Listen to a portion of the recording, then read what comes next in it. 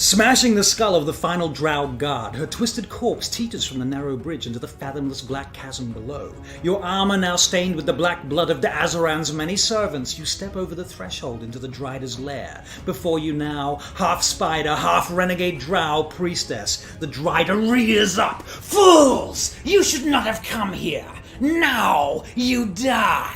Casting a handful of coal dust and bloody fur into the air, darkness suddenly descends upon you. Now you are subjected to the blinded condition, and that is very, very bad for you.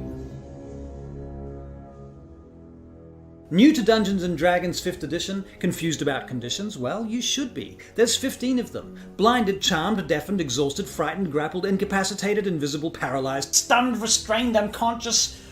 15 conditions, and if you're a player, almost all of them are bad for you. I'm Russell Kirkby, and this is D&D 5e Fundamentals, and over the next 15 episodes, we're going to cover every condition in full and give you some role-playing tips and DM strategies to make them fun, even when your characters are having a bad day. If you think of any more examples of how the blinded condition might work in different situations, please comment below, and remember, if you like this content, please click on the subscribed condition and gain advantage on all checks involving searching for interesting D&D related videos.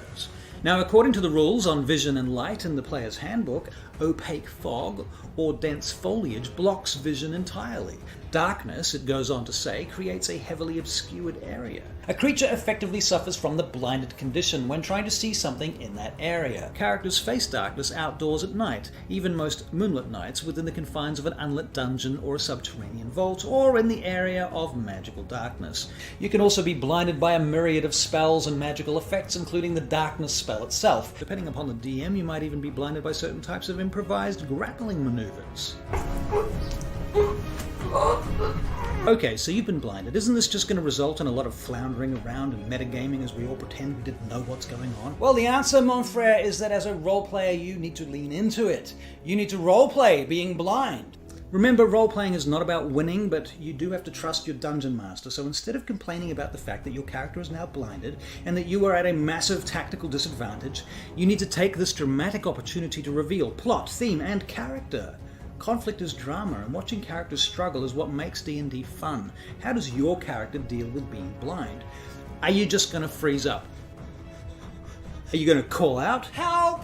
Help!" Are you going to become indignant? "What in the name of Moradin is this infernal darkness?" Are you going to freak out? No, no, no, no, no, no, no, no, no, no. Are you going to flail around blindly?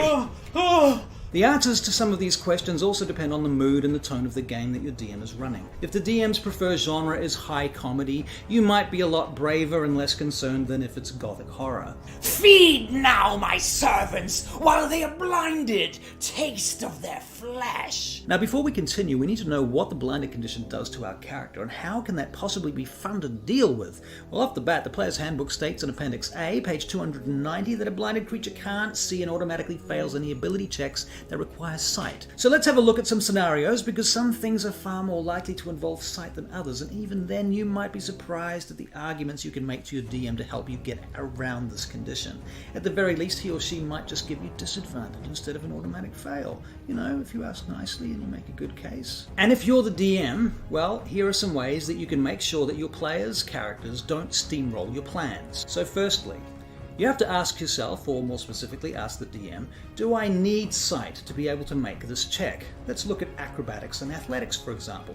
Leaping off a ledge in an unfamiliar space which you entered after you were blinded, maybe you stumbled through a doorway. I'm going to rule that as an automatic fail.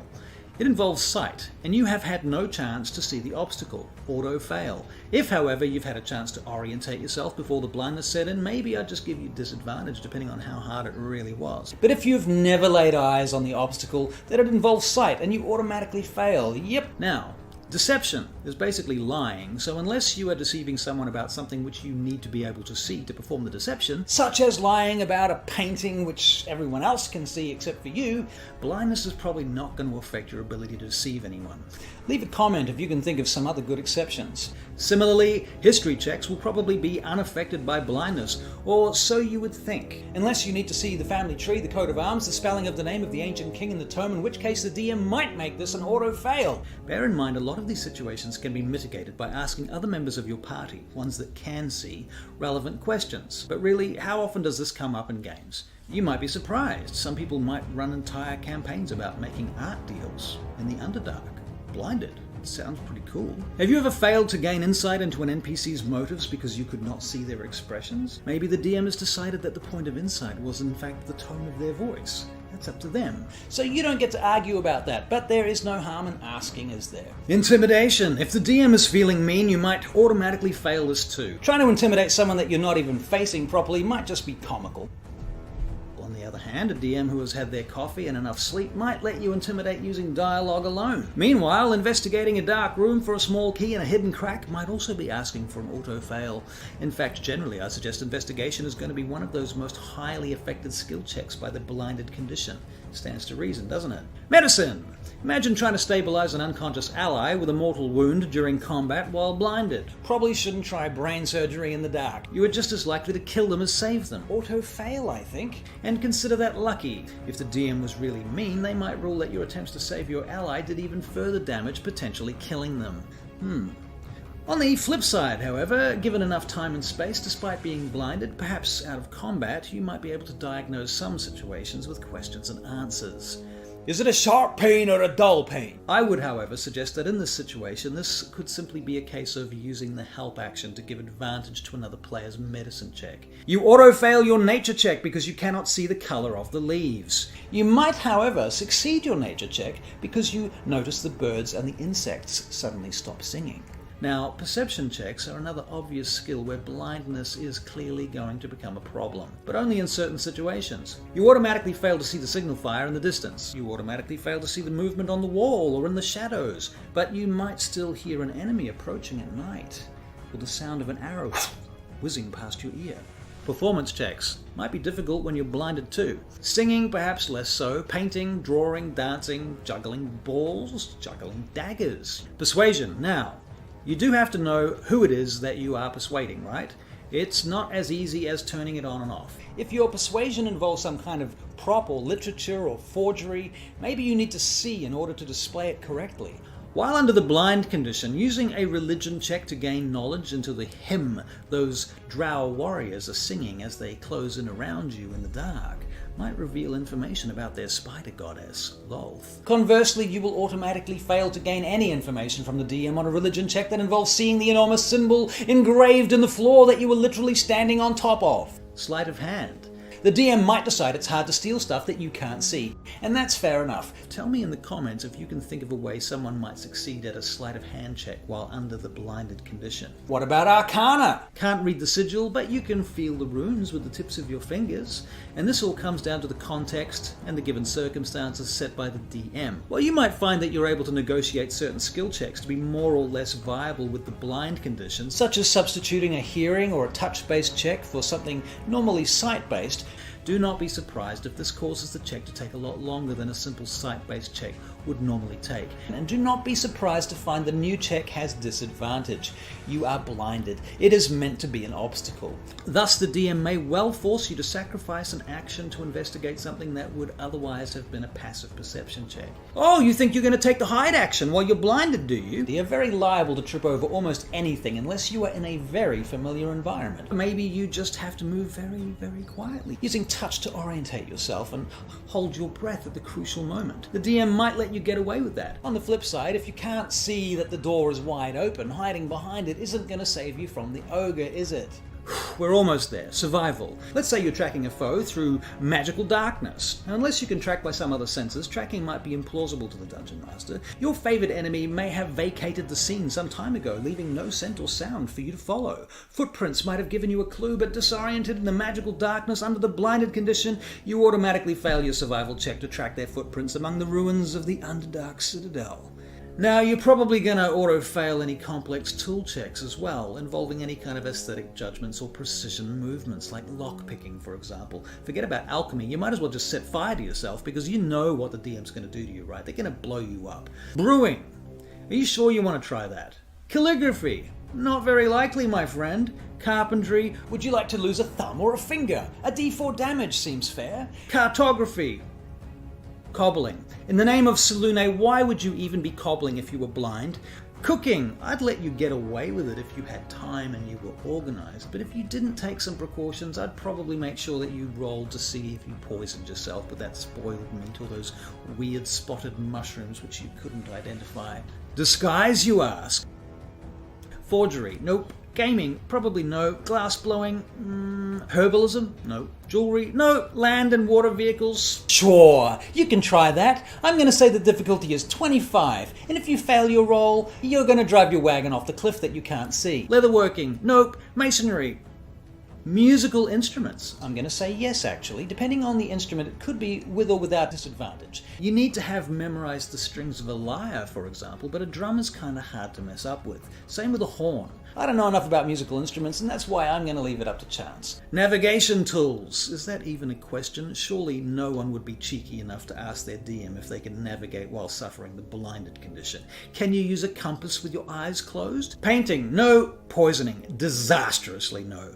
Oops, you accidentally failed to clean up properly and now you have contaminated your drinking water. Make a constitution check. In fact, everybody make a constitution check, the whole party. Am I just being mean now? Pottery. Yeah, okay, I'll give it to you. We all loved that scene with Patrick Swayze and the ghost, and it was all very tactile and romantic. On second thoughts, no. Blacksmithing. In the dark.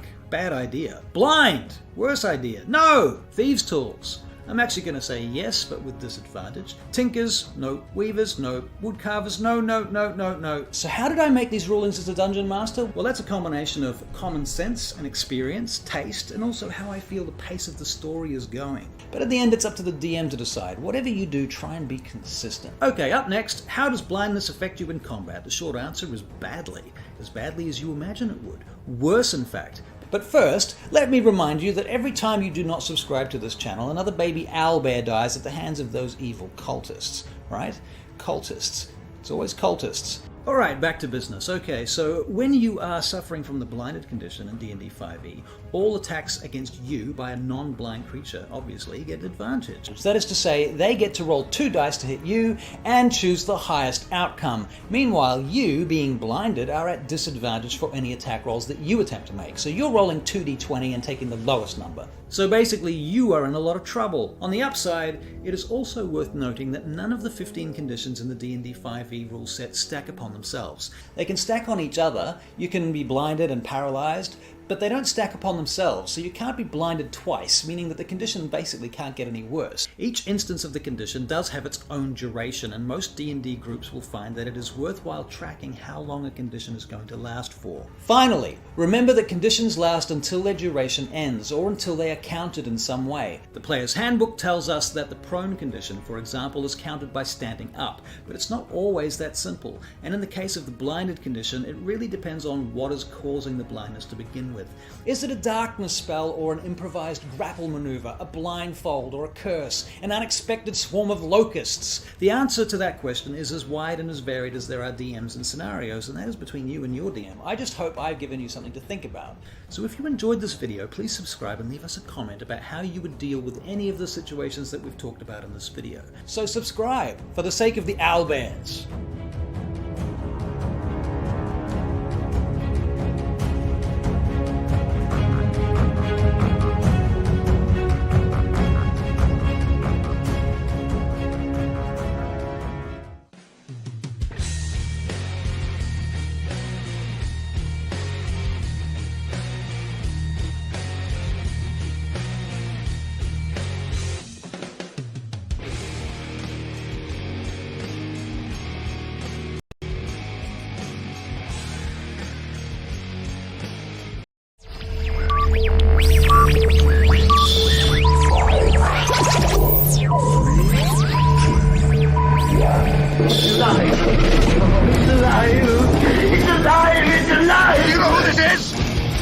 No, who is this? Toto? I have a feeling we're not in Kansas anymore. Where we're going, we don't need roads.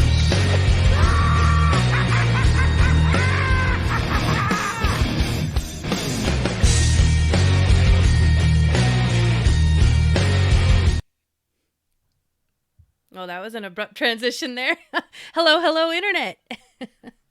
Greetings and salutations, everyone. Welcome Hello, to the and game. thank you. Welcome to the game. I forgot to say that in my very first sentence. Wow.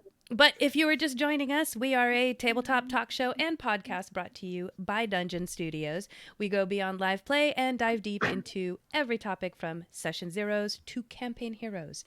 Tonight, we're going to be talking about props and handouts. And this show will apply to you even if you play only online. So stick around. I was doing okay, and then I lost my train of thought. You're doing great. Thank you. Anyway, yeah, I was just going to say, our weekly podcast is the perfect companion for anyone. We include lively debates, thoughtful analysis, plenty of laughs all the time. I just have nervous laughter regardless. It just happens. We stream live and interact with our chat on Facebook every Monday, 7 p.m. Pacific, 10 p.m. Eastern, and it is about 2 p.m. New Zealand time right now. Hello, everyone. Thank you for joining us live. I'm just going to get right into this with the Retcon Rewind because I haven't had one in a while, not a good one anyway. And this is pretty much just covering anything that we forgot to say from the last show or something that was like it was an open can of worms that we needed to close and we were going to leave it for the next show kind of thing. So if you happen to be watching last week, we were talking about what were we talking Last week, that was a long time ago Oh now. my gosh, my brain. I'm sorry, guys. I did not have my Ovaltine or my Gatorade or whatever it is I'm supposed to be having. What did we talk about? Because we were talking about homebrewing. Was it homebrewing rules or what were we doing? What were we talking about last week where I was talking about training animals? Training animals. Well, that's a great question. What were we talking about? I will give experience to anybody that can tell us what we were talking about last free week. experience. If anyone online, geez, I'm not prepared. I can look it up here. But we were talking about how I had to create a homebrew rule for my player, my husband, who has a dog that he wanted to kind of train. He has a blink dog. And we were talking about downtime activities. There we go. I'm totally prepared, folks. But in his downtime, he wants to train his blink dog, and I had to basically come up with my own kind of homebrew rules because there's nothing in 5e. Hello from Australia, Jake. Hey, Jake. And so someone, I think it was Upright Man, happened to mention that there were rules in 3.5 for training animals, which it's funny, my origins were in 3.5. Maybe I think I dipped my toes vaguely in 3, but most of my origins were in 3.5. But I never played any kind of character that dealt with training animals, so I never really thought to go back and look. I should have, because 3.5 was so crispy and there were so many rules for everything. Rules for everything. So Upright Man brought it to my attention that there were rules for training animals. I went to go look and I was very happy. There's my mom in the chat reminding me that episode 35 was about downtime. Yep. That's what moms are for. Thank you. So I went to go look up the rules, right? Very cool. It didn't quite address what I needed, which is that when he would train his dog, it was during like an hour of downtime, 2 hours here, 1 hour here. Nothing to really keep track of, like just how far along you get in the progress of training this animal, which is why I kind of created this weird percentile of completion to the skill that they're training. But what was cool was that it provided this really cool list of various tricks you could train your animal and a DC, an appropriate DC for, whatever complexity of thing you're training your animal, So if you're training your animal to come when you call it, to attack, to defend. We just lost Russell. I'm going to give it a second. I'm just going to keep talking and hope he comes back. But there was a whole list of different things that you could teach, train, and various DCs, which I thought was really cool because then that just takes another thing off my plate that I don't have to think about or calculate. There you are, Russell. There you are. Just Okay. dropped out, and I just reloaded the Streamlabs page, Yep. and it went straight back in again. I don't know what the hell. I don't know. What the hell? But I was just Tech. saying what was really cool was it gave me a list of DCs for various things to train the animal on. So not like, I mean, I could come up with those DCs arbitrarily in my head, but Right. it's nice to have that little list. Right. And there's a whole page that kind of describes more of the mechanics. It was really cool to see. So thank you, Upright Man, for bringing that to my attention. So now I have that. Granted, they're almost done with their campaign, so Right. but I will have it for future. Dun, dun, dun. Dun dun dun. So that's pretty much it for Retcon Rewind. I just wanted to address that in case anyone else was looking for something like that. I will put the link in the chat for anyone who is interested. And that will be it for Retcon Rewind. Zip. And now that we have had such a smooth opening to our show, here's where I'm going to remind you all that if you like our content, if you like our show, if you think you have friends who would like what we talk about, please remember to like and share and subscribe. Share on any platform that you find us on. We stream live on Facebook, but it gets posted down to YouTube later on. And as a podcast, it shows up on all our podcasting platforms when they get posted. So please do us. Don't do us. Please do that. And do us a favor. And we'll do us. Oh my God. Tonight is just a night. It's a night. Anyway, we really appreciate it. Thank you all. Okay. So, nerd news. Nerd news. Nerd news. Now, and just so anybody knows, I will put that link to the 3.5 rules eventually. But since I'm kind of multitasking and obviously I can't talk and chew gum at the same time, that link will come, just not right now. So be patient. What an interesting way of putting it. Yes. So, nerd news. All right. Russell knows this story. And sorry, there's going to be a little bit of a story time here before I get to nerd news because you have to understand the context. And I told Russell this story last week, and it's kind of funny the timing, how things play out, because this story came across my feed earlier today, and even though it's not necessarily D&D related, it is TTRPG related. It will be. Trust me and follow me on this. Okay. And theoretically, you could take this and port it into D&D if you really wanted to. You could. Okay. Easily. So story time. Right. Valentine's Day is one of those things. I mean, when I was younger, like, of course, everybody loves Valentine's Day. It's all commercialized. You love getting the cards and the flowers and whatnot. But, after you're with someone for so many years, it's kind of like, meh, especially if you guys show each other that you love each other year round. Like, Valentine's Day is just kind of another day that everyone else is doing stuff. And so at some point in our marriage, me and my husband, we just kind of like, meh, we'll do something nice, whatever, no big deal. Well, this one year, my husband did something very unexpected, and it, to this day, is my favorite Valentine's Day, even though it wasn't anything really romantic. I don't want to say it's not romantic, but here's what he did. So this was around the time when the Nicolas Cage memes became a big thing on the internet.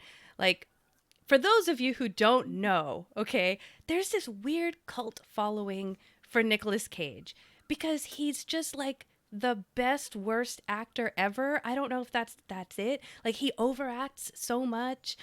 I don't know what it is about him, but there's this weird cult following of people who love him, and we are in that camp. But we weren't necessarily in this camp from the very beginning. It kind of started with these memes, and I'm gonna show you guys. Okay, this particular picture here, that's the one. That was the very first one that at least I remember being exposed to. Move it closer. Yeah. There we go. Oh my God.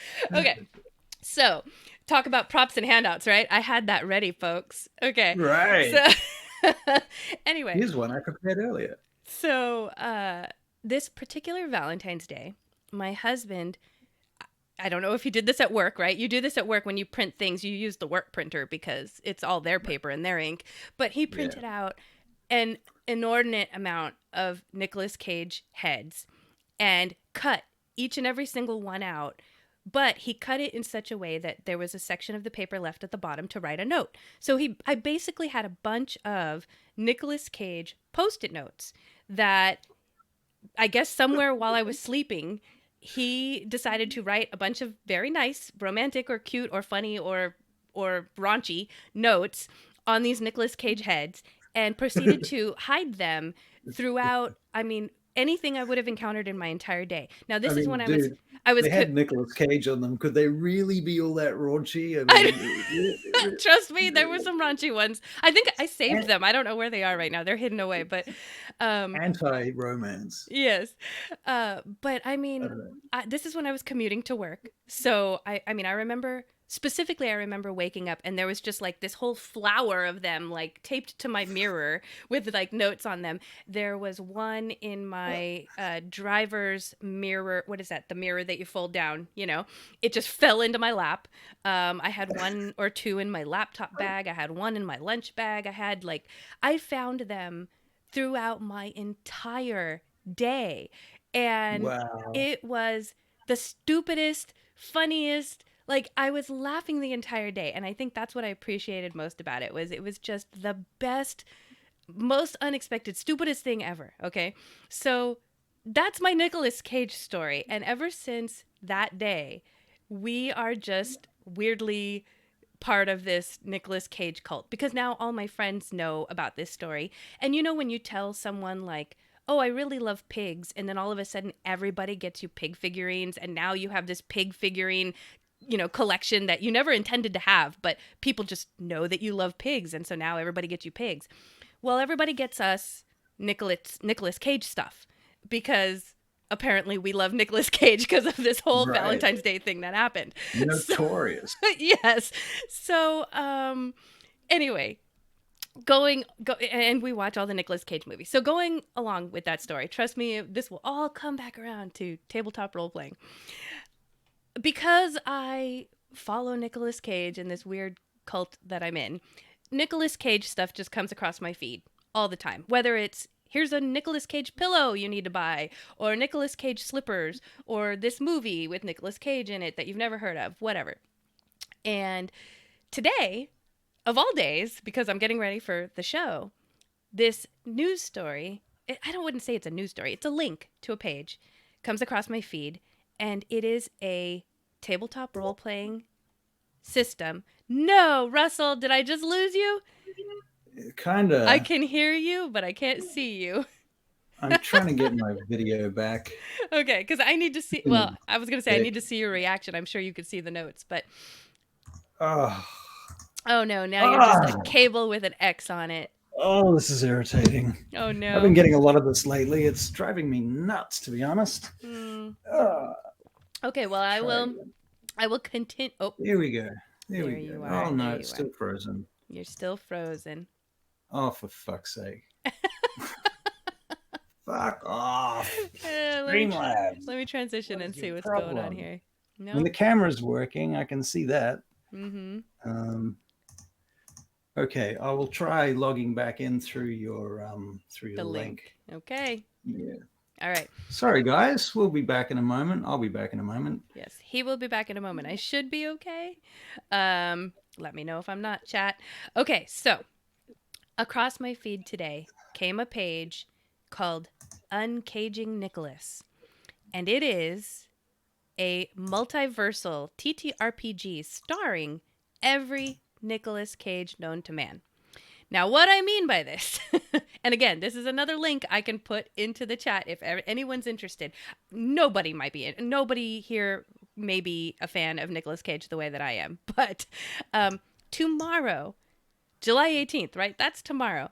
Tomorrow, they will be releasing this TTRPG. It sounds like it's going to be, like it could just be a one-shot, but you could probably extend it to be more than that. You could even, hell, I could probably stretch this thing out into a campaign. And the point of this RPG is that your players will play any any version of Nicolas Cage that you have seen in media, in movies, what have you. And the point of the game is that your party of Nicolas Cages from various universes will combine their powers to try and find the prime Nicholas and return the prime Nicholas to whatever universe the prime Nicholas belongs to. Okay. So this is going to be, yeah, there it is. I see my notes now. Uncaging Nicholas is an upcoming one-page TTRPG developed by Jess the Human.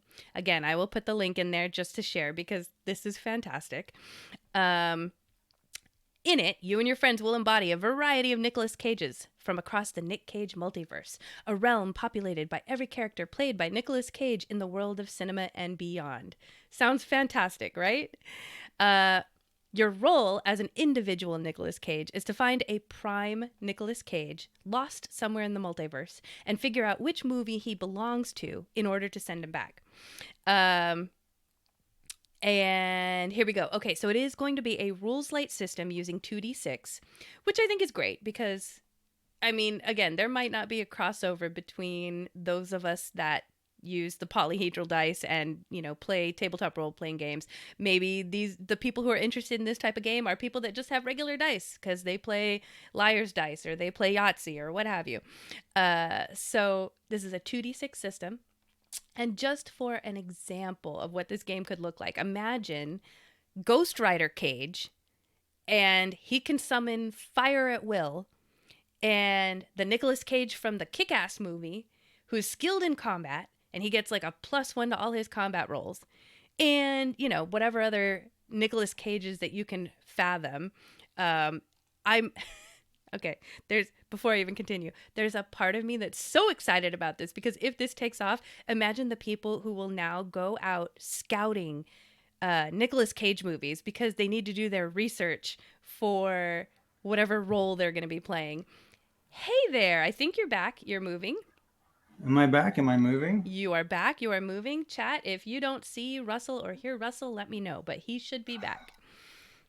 And oh man, I had to keep going because I couldn't just stand there and be silent. But I was telling everybody, so the point of this game is that you could be Ghost Rider Cage.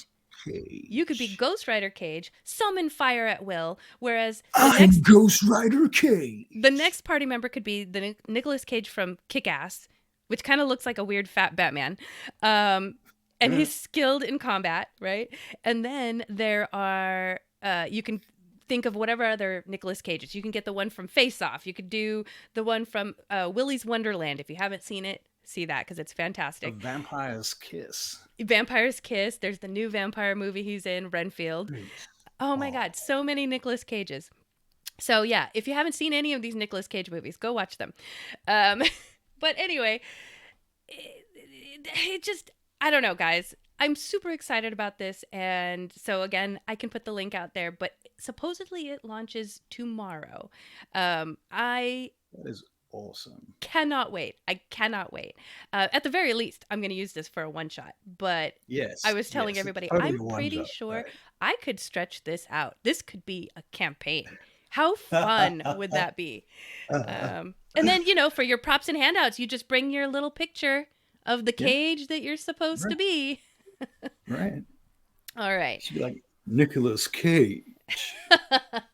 Like, I mean, you could do, okay, sorry. I know this isn't the topic, but I'm just thinking like from the movie Face Off, there was, you know, John Travolta and Nicolas Cage. So you could kind of do like a two personality kind of Nicolas Cage. Oh my God, imagine being from Con Air. Get yourself a little wig, you know, and get a fan to like blow your hair in the wind. Why couldn't you put the bunny back in the box? See, we need a voice actor like you to do that character. So anyway, I'm just so excited. That was my nerd news. I'm really nerding over it. Nerding is that a word? Nerding. It's a word now. It's a verb for me. It's a verb. Yeah, nerding. To nerd. Yeah. Very good. That's the nerd news, folks. Not a lot of it, but that was newsworthy for me. I wanted to share it with you all. It was how exciting. What are you talking about? Yeah, super exciting. Okay. Anyway, moving on. We'll keep the show Moving going right because on. we have a lot of material to cover, and I do want to make sure we get to props and handouts. Props and handouts. Yes. Are you doing more Nicolas Cage voices? Yeah, yeah. I'm going to be doing them all Oh, day now. excuse me. You've got me stuck in Nicolas Cage Oh boy, let's brain. pull up a list and see how many that you can knock off before the end of the show. No, let's No not do pressure. that. Let's not do that. Okay. All Well, right, all right. this brings us to our Week in Games segment. I just did a lot of talking for nerd news, so I don't know if you want to go first. Give you a chance to talk. Sure. Before my video cuts out again. Yeah. Yeah. Okay. So this week in gaming, well, as usual, I've been running a lot of D&D games and a vampire game and whatchamacallits and things and bibs and bobs and stuff. So oddly enough, I've made a lot of handouts this week, which we'll be getting into later. And I'm going to come back to that briefly shortly. But firstly, I have a campaign called Sunfall, which I play on Wednesday nights in face-to-face game with a bunch of very excellent role players, including Avery, who may or may not be in the stream right now. I don't know. Jojo was in it as well, but he's been busy with work and stuff, so he's not been around lately. But he might come back if we're lucky.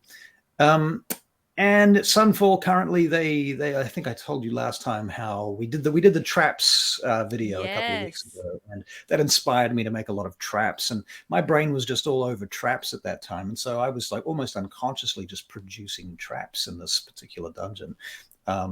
So there was a lot of traps, and one of them was this kind of corridor living rock sphincter that went, which I think is just the greatest thing ever. Right, it was great. It was hilarious, and they, man, Avery's character almost died in that trap. They went back to it to see if they could figure it out, and so he asked me how much time he felt there was between the moment that you stepped off the sort of the pressure pad, or actually it's a magical sigil, into the corridor before the sphincter closed. And I said it happens pretty much instantaneously. So he says to me he wants to try and run down the corridor, and the moment it begins to close, he's going to misty step to the end of the corridor. Okay. The thing was, I told him it happened instantaneously, and to me that meant instantaneously. It was like the moment you step off it. And I had it in my head that this basically was a deadly trap. I mean, if you got caught in it, you were fucked. There's no surviving this. It was a deadly death sphincter of spiky rock, black crystalline spiky rock that just swallowed you and went and crushed you and then opened up. And so he tried this, and I was like, oh fuck, I don't want to kill your character. What am I going to do? Okay, you get a dex save.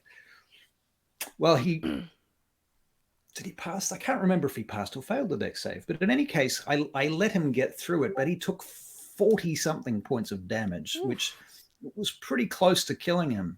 So we kind of decided that as he was going through it, he decided to start running through it, and the sphincter started closing, and he started misty stepping, and it kind of got him, but he was half ethereal by the time it hit him. And so he survived, but when he came out at the other end of the corridor at this door, he was pretty chewed up. So that's kind of how we got through that. I didn't want to just sort of outright kill him, because I felt like maybe I could have been more clear that it was a deadly trap, that stepping in here was going to kill you. Somebody else had already misty stepped to the other end of the corridor, and I was kind of wondering, like, if you're going to run down it and then misty step, why don't you just misty step from the beginning and not take any risks? You know, I'm not sure that's the greatest plan, and it's all up to open interpretation, open to interpretation. And again, I felt maybe my clarity wasn't good enough, and I'm going to come back to clarity shortly about when we get to Russell's unsolicited opinion on everything. I will talk more about that because I'm going to talk about asking questions. So anyway, he gets to the end of the corridor, and now there's this door with all of these sigils around it. And I think we figured out when we were talking about traps that with arcane traps, somewhere I read that it would be reasonable to assume that a dispel magic would undo a ward. Mm-hmm. So I placed 12 wards. So they would have to either use up all their spells or That's right. There would either be 12 spell slots or doom. And further to that, they tried testing one of these wards. No, what did they do? I can't remember. Maybe they examined it, and in any case, they discovered that if you set off one of these wards, it would throw you 5 feet back, and throwing you 5 feet back threw you directly back into the sphincter. So amazing. it would fuck you. But the thing about the sphincter that became more of a puzzle, though, is that there was a 6-second recharge time on it. So you would get it closed and it opened again. There was 6 seconds before it could go off again.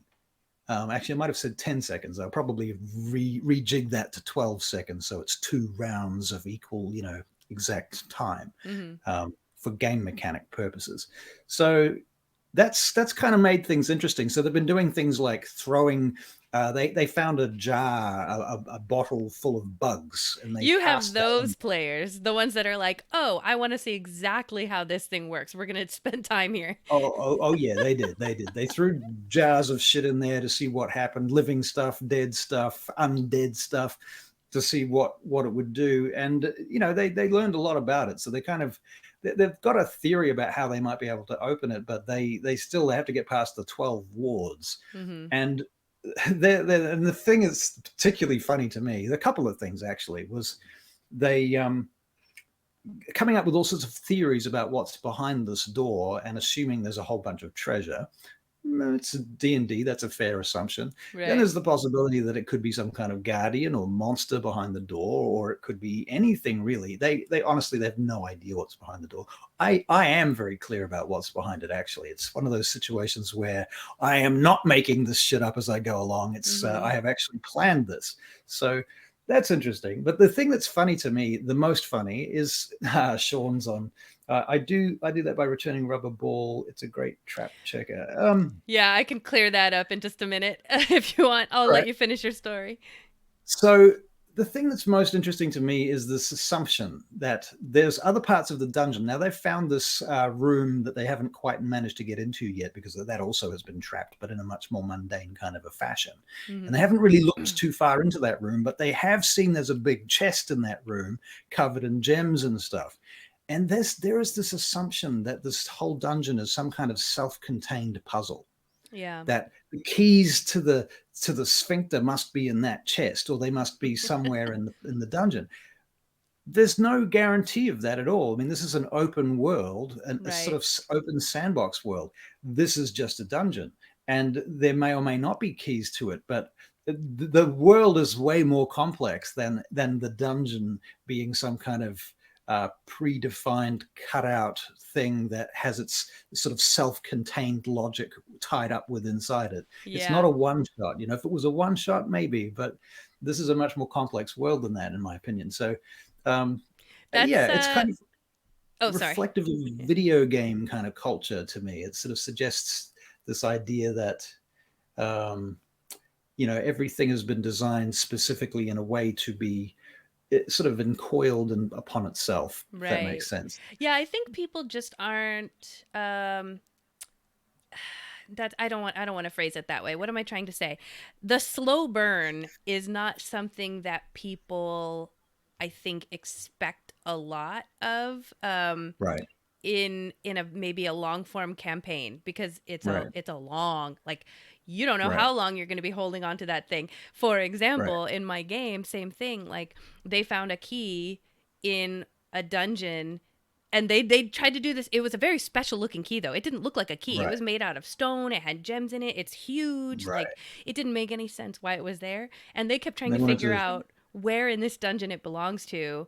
Right. And it doesn't. It doesn't. It belongs somewhere in the end game, which they only just recently figured out. But you can give that away now. Yeah. So, but right. Exactly. Going back to my husband's comment there about the rubber ball. So there was a magic item that I put, because he had this blink dog that he's training and wants to play with and stuff. I threw in a magic item where it was a rubber ball that if you throw it, it automatically returns to the nearest. I can't remember the exact rules, and he might clarify. I think it returns to the next living person, like the closest living thing. So if he threw it, typically it should come back to him, right? Or if he threw it, it'll Right. go back to his dog. But sometimes he will use it and throw it in a room to see if it goes somewhere else, Right. just as a trap Sort checker. of test. Yeah, Right. a Yeah. test. I have those players too Right. that test. Yeah, my So, friend Barry likes to take goblins that he's killed and carry them around the dungeon, like 2 or 3 of them, and then throw them through doorways to see what happens. yeah. Occasionally it has worked for him. Yeah. It's hilarious. Yeah. Okay, so that was Burning Path. Sorry, that was Sunfall. Burning Path is another campaign I ran last night. That one, we had a big ship battle last week where they were fighting Barakyle mages on ships. So they had their ship, and then a big storm going on. The druid is summoning lightning and thunder and storms and stuff. And somebody's throwing alchemist fire in jars, and it's basically napalm that's floating on the top of the water. And then the druid casts tidal waves, so the napalm water smashes into the enemy boat, and so the boat's Ooh. on fire. Then there's people jumping on the boat. The Orcan ranger swings onto the other boat, kind of Errol Flynn style, on a rope, and lands on there. They're fighting and killing mages and soldiers and so on. And he gets down inside the hold. This is the Orcan Ranger. He gets down inside the hold. There's all these slaves chained to oars. The boat's burning. They didn't know it was run by slaves. So they're like, oh, shit, we've set fire to a boat full of innocent people. Fuck, what are we going to do? Right. So now the boat's on fire and it's sinking and it's full of slaves chained to things. So next thing you know, they're all sort of teleporting or otherwise trying to find ways onto the boat to assist with this. They did have water breathing, and so the druid's casting water breathing every turn on as many people as she can. And long story short, in this session, we started with them in the situation, and they managed to save 16 of the crew. Many of them horribly disfigured and burned, but they survived. Yeah. Many others perished terribly. And they managed to get this chest off the boat, which was quite an ordeal just to get it off the boat, because it has a trap on it also that does psychic damage and throws you on the floor. So built frankly, or honestly, by the same exact people that built the Sphincter, because these two campaigns are set in the same world with the same ultimate antagonists. Mm-hmm. So what did they do? They ended up opening this chest the following day, and they found this orb inside it, which has it's this black mystical orb with this kind of filigreed draconic style cage wrapped around it. And it's quite beautiful and what have you, but they sort of started trying to read what the writing said on it, and it's written in Abyssal, as all of the Barakyle wizards material is, because that's what they speak in their nation. Okay. And they've discovered that it's some kind of possibly some kind of orb of dragon-y, control-y type stuff, which brings them to a new kind of question, because there was potentially a silver dragon flying around the city that they came from, which they've kind of cottoned onto the idea that it might be a protector of that city or something, or it's up to something. And now these dirty mages are coming with some kind of orb of dragon control. So they're like, oh, okay, and what are we going to do with it? Who do we give it to? Do we keep it? Blah, blah, blah. So that's kind of where they're at the moment. And now they're off. This orb controls dragons? Is that what you said? Theoretically, that's what they're thinking it might do. Okay. We don't know for sure what it does, but it says something about control and dragons and stuff and a few other bits and pieces. I don't want to go into it in too much detail. Yeah. And so now they're taking their newfound slave / prisoner / recruits to their little complex out in the desert called Turagail, this ruined fortress that they captured for themselves, where they're going to train them and turn them into zealots of the Burning Path, which is their rebellion against the Barakyle envoy wizards, who are the ones that had the slaves in the first place. So it's fairly likely that they will join. So yeah, Vampire the Masquerade. We've had a couple of new players join us. We're playing in Chicago by night. Nice.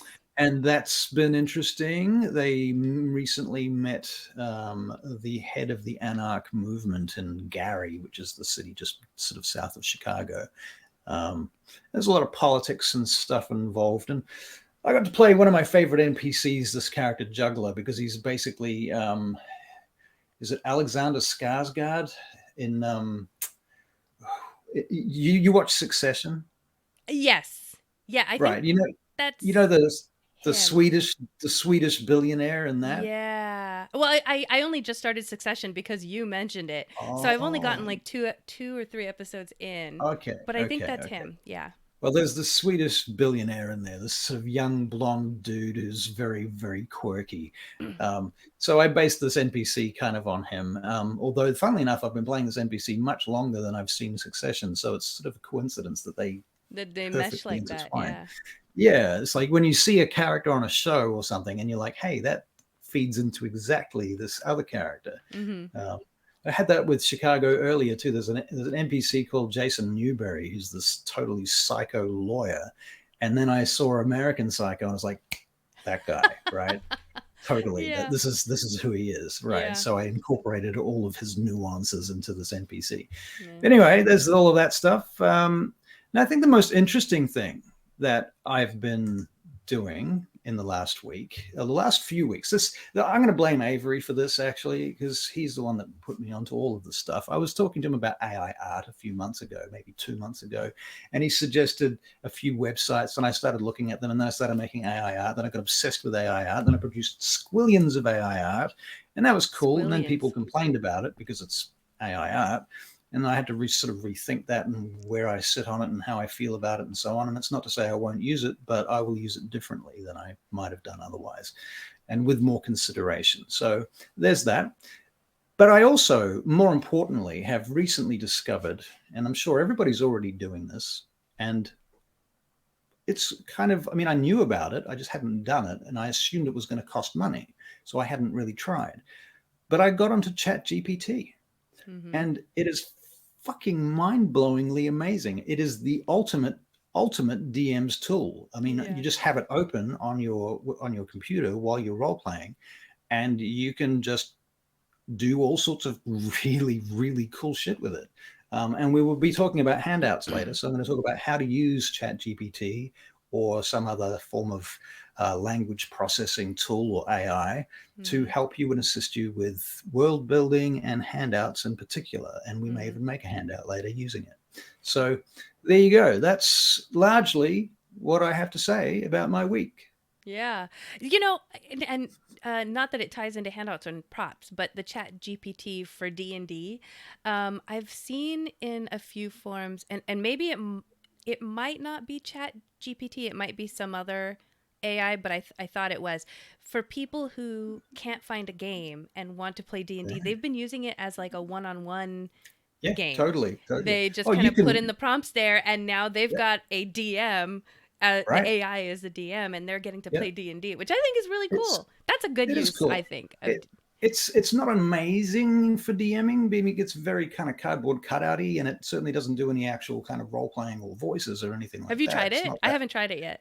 I have. In fact, what I did the other day is I said to it, "You are now a cute, fluffy toy shark with the name blah blah blah," Mm-hmm. and I got it to role play with me and my wife, and it was this, and it did it. It was really good for stuff like that. Like Yeah. if it's not like too nuanced, it's perfect. Yeah. Um, I mean, it's not that it can't do nuance. It does amazing nuance when it comes. The But thing you is, have you've to got to tell have it. to find it. You've got to Yeah. define all of that stuff. Yeah. And if you've got a world that you've created, like I've got Sidariel, I've spent like 5 fucking years building stupid amounts of text. Right, I've got enormous amounts of tables and text and stuff like that that Yeah. you can put into it, and you say this is, now it knows what the world is about. It's got all of the locations, the NPCs, the various systems of government, and blah blah blah blah blah. And once you put all of that in there, it knows it, and it will spit out stuff that's relevant to that and Yeah. using that material, um, within certain limitations, which I'll come back to later. So that's my week in gaming.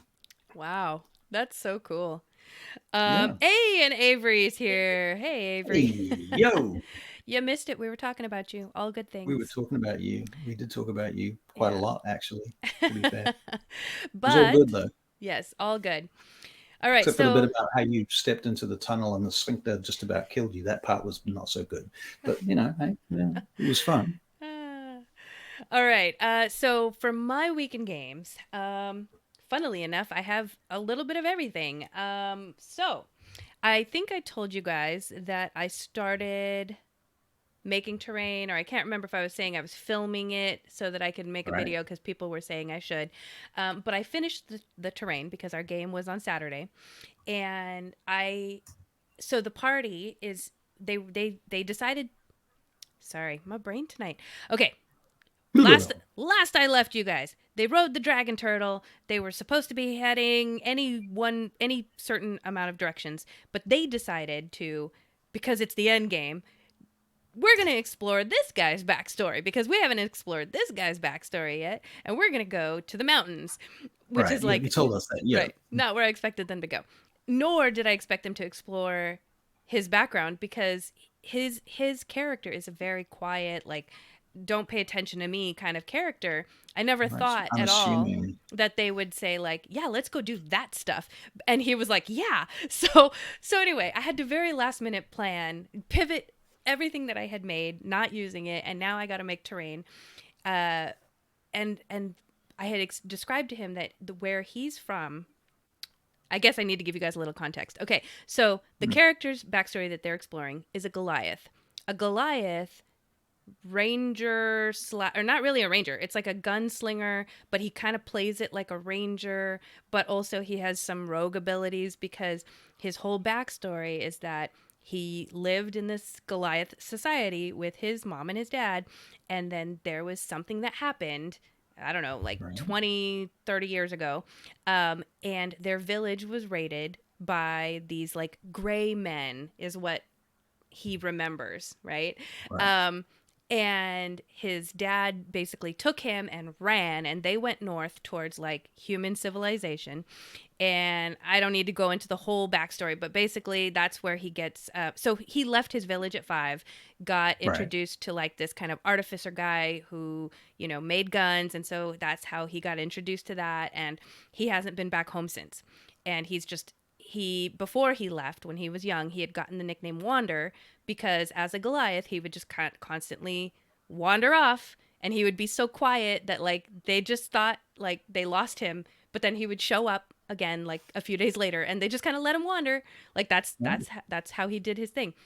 But since he left at 5, he knows nothing about his society, hardly anything about where he lives, and now they're back.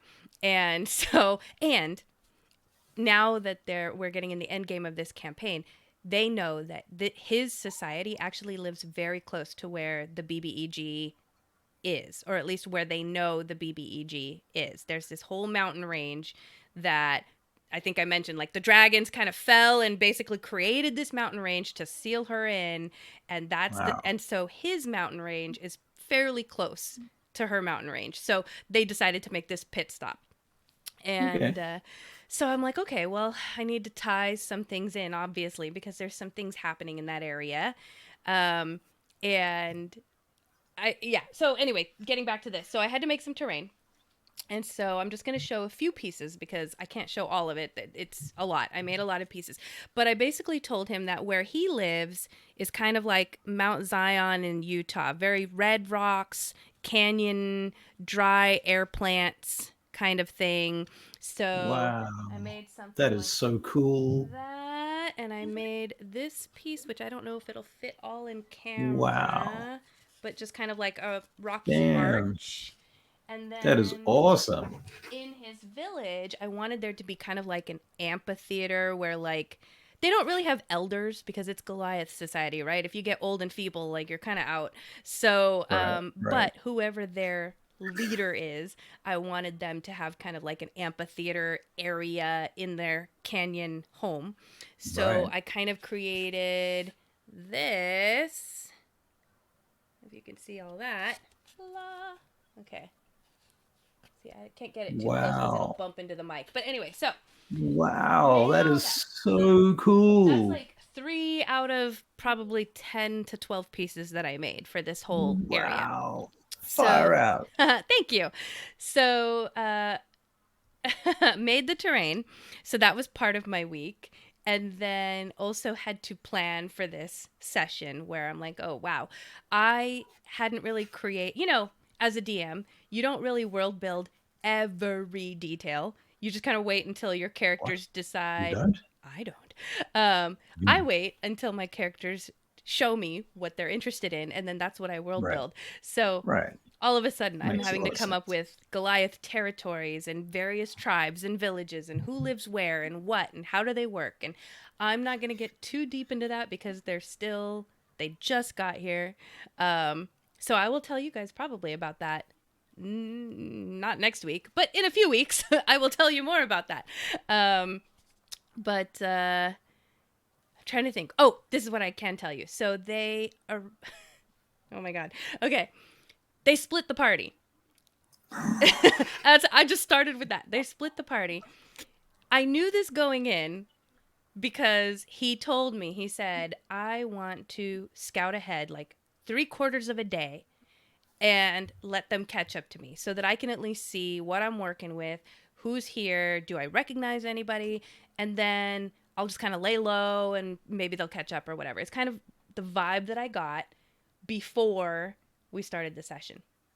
We Right. start the session and I mentioned that, okay, he's basically coming up on the canyon. There's a bunch of rocky outcroppings and you can see firelight. You can see like torchlight and maybe a group of individuals walking, but the fire kind of goes behind a few columns and then you see the fire again. Fire goes behind a few more columns and then eventually it's just gone. So he's like, oh, so they're there somewhere. I'm going to go sneak in. So he goes and he sneaks in. And I said, you're not waiting. Nope, not waiting. Okay. So I said, well, go ahead and roll your stealth. And he rolled a 1. And so of course he's like, ah. And so he's trying to figure out like, how can I make this better? Can I, cover myself with brush and like re-roll my stealth? And I was like, meh, we'll see. Now here's the thing. He You didn't rolled know. dice, you're fucked. He didn't know this. And I can say it now because things have happened. But there was already somebody watching that group of individuals. Not Right. necessarily watching him, but watching that group of individuals. So when he rolled that Right. 1, somebody already saw him. Right. They knew exactly where he was. So I just let him. I was like, whatever, sure. You want to get some extra brush. You want to like put your dog. Try. You want to put your dog up on this like, column over here. That's fine. Whatever you want to do. Reroll your stealth. That's fine. And he rolled better. He covered himself in brush. That's fine.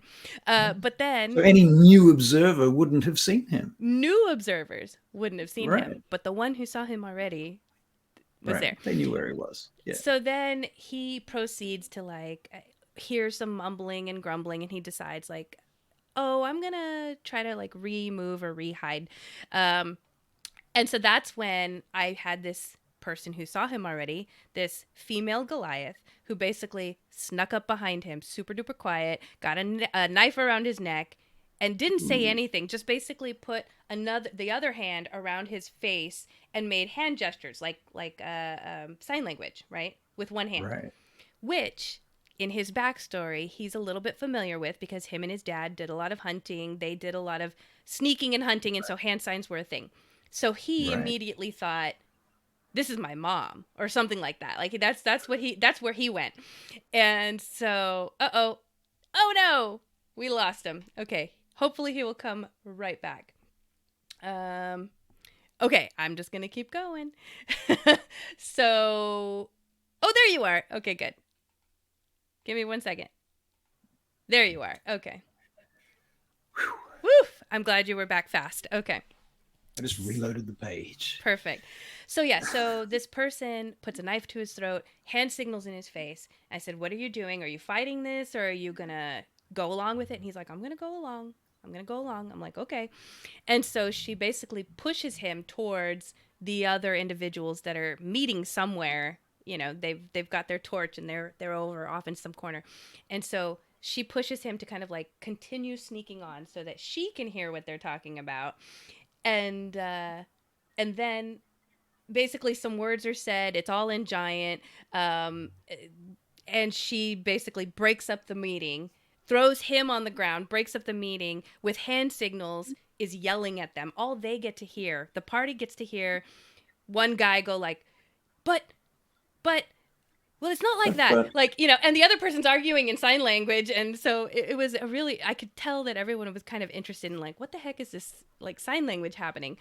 And then this person that didn't speak at all admonished all of them. And they all just like ducked their heads and like walked off like they just got their asses whooped by their mama. And then she proceeds to pick the Goliath up and starts shoving him along back to the village. Now the entire time, this character who is my husband thinks this is his mom. This has got to be his mom. And so he keeps trying to like throw out her name, see if there's any recognition. He's trying to like reach for his gun, show his gun, something, anything, but none of that's really clicking, not quite away. Right. He does see that there is a little bit of recognition in the eyes when he mentions his mother's name, but that's it. And it wasn't until they get to their village. So their village is kind of like there's just one narrow opening, and then everything is all kind of in this other mini canyon, right? Right. Just as they're getting in there, he decides, okay, well, Goliaths have markings, and I can't remember if we talked about this on an episode or somewhere I'd heard about this, but like instead of being tattoos, they're actually birthmarks. Did we talk about this? It sounds familiar. No, I don't think so. No. Someone had told me recently that with Goliaths, everybody, because of like a Vox Machina and all that stuff, they think those Goliath, the markings are tattoos. But I guess in lore, it's actually their birthmarks. They're all individualized birthmarks, Interesting. special markings. And so he decides right before they get to the village, he's usually really covered up and, hood and everything. He decides to start like stripping and just show his markings. And so because she's behind him and she can see his markings, she immediately shoves him, like arm bars him up against the wall, but she doesn't talk. And this was really interesting for me as the DM to role play because they hadn't figured out exactly why she doesn't talk or what's going on there with the hand signals. So all of a sudden I have to role play. This person is super upset with him, but how do you convey that when you can't talk? That was really right. interesting. So she slammed him up against a wall. I describe, the expressions on her face and how she basically just, as this happens, two other Goliaths come up and, kind of ask in giant, like, what's going on? What's wrong? Who's this outlander? So they come at him with weapons. And since she knows that they've got it covered, now she can storm off. So she storms off, and now we don't have to worry about what conversation that's going to lead to because now he's kind of under arrest by these two Goliaths. So fast forward to all the other stuff. You guys don't need all the other lore or anything. But what was really fun about the encounter that they ended up having was that I started the encounter. There's the village is actually having a meeting. And for the most part, what the party understands is that they're discussing whether they're going to migrate or whether they're going to do something else, which seems to be a very dire course of action. They haven't quite figured out what yet, but there's a big decision to be made. They're all talking about it, and this interrupted that. And then as they get back to the conversation, all of a sudden, which perfect timing, one of the players turns into a giant eagle and is kind of like the other party members. They're catching up to all this, right? Because the party was split. So one of them turns into a giant eagle, starts kind of flying around to see what's going on. And I was like, oh, this is good timing. So I rolled for a perception, and they see other Goliaths coming up from behind the camp. And so then everybody's thinking like, oh no, there's an ambush from like an enemy Goliath camp. These Goliaths come in, and it isn't until they get face-to-face fighting that they realize these Goliaths are undead. That's weird. So they start fighting these Goliaths, and then next wave of enemies come in, and it's these weird, creepy, like kind of, I don't know, like skeleton, not skeleton-y because they've got flesh. It's like zombies, but with elongated features, long arms, long legs, long jaw, long head, like very weird. So these guys come in right after the undead Goliaths. So they're like, what is this? And then next round, now there's an even bigger creature that looks like the weird elongated zombies, but much bigger, like 3 times the size. And there's a bunch of like swords and spears and things that are all shoved into it. And so it just looks crazy because it just looks like a pile of walking swords and spears, but with crazy head, elongated arms. So now I think they were starting to kind of get the picture like, were these Goliaths fighting that thing? And now it's all part of like one undead Right. army or something. Yeah. Ooh, So they got to okay. fight this thing. I thought it was a really fun encounter. We'll see what they say about Right. it, because we, as our sessions go, it hit Yeah. 6 o'clock just at the end of it, and so we were like, boom, done. We will hash all this out next time. So Right. that's where we're at. Wow. Yeah. Very interesting. Yeah, it was a So lot of fun. I would love to ask you more questions, but I don't want you to give away your storyline. I So mean, I was gonna say you can ask. I don't know if I can answer, but that or we'll just wait. yeah, I'll wait and see. I'm okay to wait. But Okay. Or we can talk about it offline. yeah, exactly. Yeah, Oh, okay. talk There's about my it. husband. He says it was awesome. So, I mean, it's his There you backstory. go. So, if he There you liked go. it, granted, he's also biased, but I'll take it. So, As you should. yeah. As you should. Anyway, Cool. okay. So that was my week in games. So let's move on. You look like you have a lot of unsolicited opinions to talk about tonight. Okay, well, today I want to talk about basically asking questions, but coming from a player's perspective, particularly. So, how I want to help players ask good questions, better questions, because the thing to me is, as a player in a role playing game, the dungeon master is kind of your eyes and ears. They take the role of your five senses. So, in a way, if you're turning off your actual human vision and audial perception and so on and so forth, and you're going into this virtual world built through the context of language, Mm-hmm. right? And so the dungeon master is taking on the role of providing you with your senses. Everything that you know about the world is coming from the dungeon master's speaking and possibly body language, I suppose, but it's through communication in any case, not necessarily all words. I mean, we do have the potential for handouts too, to be fair. So, it's not just words, but the DM is providing you with your senses, and they are the ultimate arbiter of those senses. And you get to interpret how you feel about that.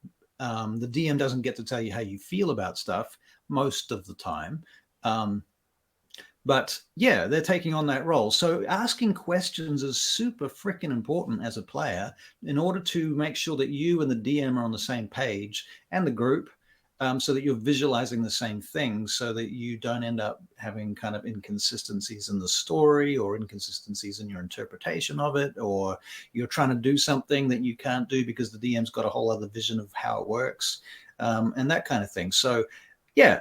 Asking questions. So the role of questions leading to, meaningful interactions, and you want to reveal valuable information, hidden clues, intriguing mysteries, and such like.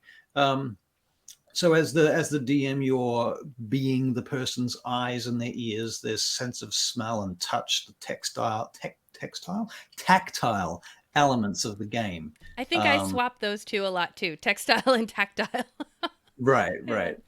So, the DM needs to give sort of engaging descriptions and follow up these inquisitive questions, to help provide a sort of vivid experience of the location and the context that you're in. So as a player, I think if you are in a group with other players, if you're the sort of person that can ask questions, that's prepared to step up and be the person that asks the questions, then try and encourage the group to do that. Try and encourage other players to do it, and also do it yourself, of course, too. Mm-hmm. Obviously, you don't want to be like stealing the limelight and taking away the agency of the other players by being the only person asking questions all the time. That can be irritating for everybody. Yeah. So yeah, take the initiative to ask questions about your surroundings. How big is the door? What color is the thing? How many things are there? How high are they? You need to know the relative dimensions of stuff and general kind of layout of the location that you're in. These types of things are really helpful. And the more details that the DM provides, the more solid it becomes. And remember, actually, I was thinking about this on the way over to work this morning. As a DM, I've decided I'm going to start using more smell-related stuff. I want to start describing scenes beginning with smell. Yeah. What does the location smell like? I realized last night that I just did this big ship battle, and there was all sorts of burning alchemist fires on the surface of the thing. It should have been smelling and stench of napalm and smoke in their eyes and noses and stuff. And I never really touched on that too much as a DM, and I sort of Yeah. felt kind of lame afterwards. I thought I really could have done a lot better with that, you know. Yeah. Um, so make sure that as a player, you're actually helping the DM a lot by asking those questions. That helps fill in a lot of gaps and details that they might not have considered, or their brain is scattered across the party and the NPCs and the plot and the Right. theme and the mood. You know, they're all over the place. So you're really helping guide the DM a little bit sometimes as a player by asking the right questions. And you know, there are lots of really good reasons to ask questions, especially when it comes to things like investigating puzzles or mazes or riddles or hidden secrets and that type of stuff, or, you know, traps. That's a time when you want to ask a lot of questions. You want to Yeah. know the dimensions of it, how big it is. Is there any writing on it? You know, there's so many details that you really need to engage with in terms of asking and inquiring. Right. So think about questions. Your biggest thing, your biggest asset as a player is your ability to ask questions. And if you don't ask them, you don't get answers, and the DM might not think to give you those answers. I mean, there have been many occasions in my DMing career where players have made poor decisions based on false, not necessarily false, but information that was lacking because I didn't give them full descriptions. And in some cases, in many cases, it's been my fault. Yeah. But I've just been busy with the whole thing, you know. So this comes up. There was one incident in particular a long time ago where there was a chair in a room, and the chair in that room I glossed over as the DM, and it could have changed the whole outcome of the scene. And so for years we made this joke about, oh God, is there a chair in the room? So it's kind of like it's become a thing, or it was a Yeah. thing. So be attentive, look for unusual details that might lead to discoveries of some description, something that could come out of it. Ask yourself questions about your character's background and motivations, because understanding your character and what your character's perspective or point of view is on the scene is going to change things. So, for example, if you're playing a barbarian, blah, blah, blah, combat fighter, melee, you know, you like to grunt and kill stuff, you're probably not going to ask so many questions about, is there a arcane symbol on the side of the thing, blah, blah, blah. You know, you're not so interested in that stuff. And whilst you might think of it as a player, it's not your job to ask necessarily those questions. You could slip a note across the table to your fellow player who's playing a wizard and say, why don't you ask about this? Mm-hmm. Because the thing is, if you verbalize it during the game, especially if it's online, but anytime during the game, it takes time.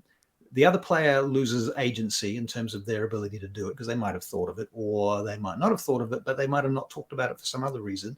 But I mean, I think it's reasonable to do that kind of metagame, but you don't want it entering the game space exactly, if that makes sense to you. Yeah. Like, I'm not against it from the point of view of everyone should have an opportunity to think of the things that their character would think of. But I think it's important to let the players who are playing the wizards to at least appear to be the ones that thought of it. Right. Do you know what I mean? I think that gives them more agency and it makes them feel good about themselves and their characters. So try not to steal other players' agency when you're asking questions.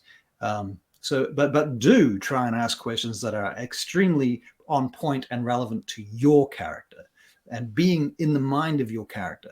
Because honestly, I feel if you're asking questions about another player's characters, motivations and stuff, you're probably not that much in character, or your character is not deep enough to engage you that deeply, because you could be. Yeah. And not just, you know, because I think I don't know if I misheard you when you said like slip that player a note if you're saying it from the DM's perspective, but as another player you could even as a player. Yeah, okay. As a player, Yeah. you could got it. Yeah. Yeah. So I mean, say I'm playing the barbarian and I think of something that the wizard could potentially ask. Right. You know, I might pass that note to the wizard. I mean, you can do it verbally, but I think it breaks immersion a little bit, you know, when you do it out loud. Yeah. for the group. No, that Um, actually happened in the session that we had Saturday, where, my husband's character's all by himself because the other party is 3/4 of a day behind. And at one point, the rogue who isn't with him asked a question like, "Well, yeah, but what does this thing look like?" And I'm like, "Okay, but you're not here." But then he did right, look at me like, "Okay, I am curious," so I answered it. But you're right; it does kind of break immersion when that happens. right. So examine your surroundings carefully for details. Ask about landmarks and architecture and stuff that's going to add to the sort of the feeling of the game, especially if you've got time to do that. If you're on a sort of a slow burn campaign sort of storyline, that might be more relevant. Or if there's something that you can learn from it that's going to change the way you act, then sure, those are the sorts of questions that could be useful. Um, I made a note here: diplomatically negotiate with your DM to achieve your character's goals. And what I'm meaning here is sometimes I've had players do things that seem completely mysterious. Like you're like, what the fuck is this person doing? Why is this character like in a vampire game? I had this character who was this badass gangster. He goes off and he decides to go to a grocery store. He's a vampire. He goes to a grocery store and buys a potato. And I'm like, what the fuck is he doing? How are you just being a dick? Like I didn't say that, but I was just what I'm thinking. I was like, what the fuck are you thinking? What are you doing? Well, then he goes off and he uses that potato as a silencer to do his assassination. And he puts the potato against Ah, somebody's sleeping head and uses it to quell the sound of the bullet. yeah. Now, that was a cool thing that he did, and it did have me on tenterhooks wondering what the fuck he's doing. Yeah. But the thing where that falls over is if, and this comes down to your intentions. If the DM understands what your intention is and what your plan is or what you're trying to achieve, they can choose to either help you or not in that respect. They can design it, and in more cases than not, they're going to help you. They're going to find ways to help you fulfill that particular plan that you've got, or provide other ways of achieving the same thing. If they know what it is, you're in a better chance, in a better place to actually get what you want. If you try and hide it from the DM, they might feel that you are being restrictive or obstructive or obtuse, and that's going to put them off, and they're Hmm. less likely to actually assist you with what it is that you're trying to achieve. So being diplomatic with that. And now I understand that sometimes you want to be clever and you want to surprise everybody with your clever plan. And if it really is that clever, then go for it, because that could be really cool. There could be a kind of payoff about it. So there's a kind of A fine scale, line. Yeah. there's a fine line as to where you want to stand on that. And if you're confident that the DM is not going to obstruct you just because you are coming off as being obtuse, then maybe you're in a better place to do that, or you have a relationship with the DM that allows for that kind of thing. So it's all very contextual. So don't be afraid to experiment with your questions. There's no perfect questions. But embrace the experimentation, because you'll get some unexpected outcomes, and that goes for the DM too. You're going to get unexpected outcomes too, because players are going to ask you weird freaking questions, and you go, what the hell, I don't know the answer to that. Well, that's where chat GPT can be very useful. Yeah. So I know I'm just learning this. So what else can I tell you about this? So knowing and understanding the campaign's theme and tones allows you to get a better handle on the emotional impacts of the events and the significance of symbols. Asking for clarification, because that reduces your misunderstandings and that enhances your overall communication. Hmm. So seeking specific details about critical decisions or challenging tasks or NPCs or anything like that. Last night, I had a situation with a player who had this whole specific idea about who this particular NPC was, and I had a very different perspective about who they were. On the surface, they looked the same, and basically what it came down to was this character had at some point been described as a cleric, and they were, in fact, in my mind, just a priestess. Like, she didn't have spells, she didn't have any powers. But the player had assumed that they were like a full-on spell-casting cleric with actual divine intervention fucking shit going on. And in my mind, they're just a priestess. Yeah. And so that actually changed their expectations of the character. And we had a moment of conflict because of that. Like in real life, we were like, oh, we had to kind of figure that out, which was confronting and stuff. But we got there and we remained friends, and it all worked out. So, and in part ways, that somewhat feeds into why I'm wanting to talk about this today, because I want to clarify, and I want to encourage everybody to ask questions, and the DM needs to consider these things too. And that's me, including me, especially me. Yeah. So confirming your character's intentions, align your character's actions and vision, and make sure that you and the DM both understand what's going on. Rules clarifications. So asking questions about rules. Now, this is a funny one because some DMs use the rules and play by the rules as written, and other DMs like me don't care about the rules that much. I mean, you want the rules to be consistent, and I try to use the rules as written as much as I can, but I'm never going to let the game slow down in order to fucking around with the rules. Like, the rules are not that important that the game should lose its pace or its energy or its depth or role-playing kind of stuff. So, ask the DM for guidance or consult the rule books when things are unclear. Clarifying the rules promotes fairness and consistency. That's all for sure. But, you can do all of that shit either between sessions, or during breaks, or choose your moments. But when you've got short role-playing sessions, maybe 3 hours, which is what I typically run, and I consider that to be a short sort of session, you don't want to be wasting it on fucking rules. I mean, the rules lawyering, are there to facilitate the game, not want to spend your night talking about rules. It is the least interesting aspect of the game, or it should be. And if it's not, then you probably should play World of Warcraft. So listen carefully and ask for additional details when needed. Show appreciation for the DM's storytelling efforts. And I'm just saying that because, not particularly because I want to be appreciated, but as a player, and sometimes I get to play too. You want to make sure that the DM feels appreciated because, I know how much work it takes and how much energy goes in and how much concentration it requires to actually run a game. And so, if you're asking questions, don't ask necessarily arbitrary questions. I sound like I'm kind of contradicting myself here because I said, be experimental and so on. But at the same time, you don't want to just be a dick asking questions for no particular reason because you just want to ask questions. You do please think about your questions before you ask them a little bit, So asking better questions fosters teamwork and effective problem solving. You can work together to tackle challenges efficiently and cohesively. Express your desires and ideas in a respectful manner. Consider how your requests can serve the story and make the game more enjoyable for everyone, including the dungeon master, because they are also a player, and it should not be an adversarial thing. You are discovering things together, and that's one of the things I love the most about tabletop role-playing games. And one of the reasons I like theater of the mind over maps and miniatures, generally speaking, is that it's more of a discovery. Because it's more of a collaborative discovery. You can ask questions that inform the DM's vision. Sometimes your questions paint the scenario in ways that the DM hasn't yet considered. And if you ask questions about things that suddenly there are things in the room that weren't there 2 minutes ago in the DM's mind. And during combat, for example, that can change things enormously.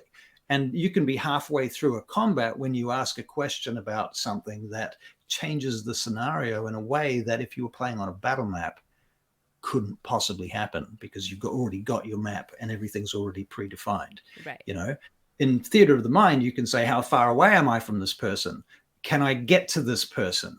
Yeah. And if the DM is playing from the point of view of the sort of yes and kind of mentality, they will be like, oh, they're less than 30 feet away. Yes, you can get to them. Whereas if you're on a battle map, the answer is on the battle map. Right. And now you're playing chess. Yeah, it's a hard answer.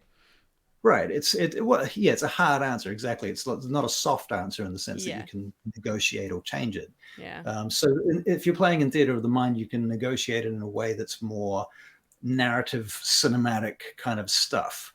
Whereas if you're playing on a battle map, it's harder. But then that changes the nature of the kinds of questions that you can ask. Right. Is this difficult terrain? It's a great question. So, in conclusion, embrace the art of asking questions to empower your role-playing experience. Dive into the game world, co-create the narrative, and make unforgettable memories. And don't forget to, what was I going to say? I don't know. Like and subscribe.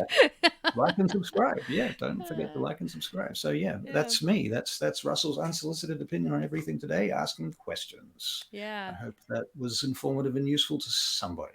Yeah, honestly, communication is just key for everything, right? Whether it's asking questions, clarifying, what have you.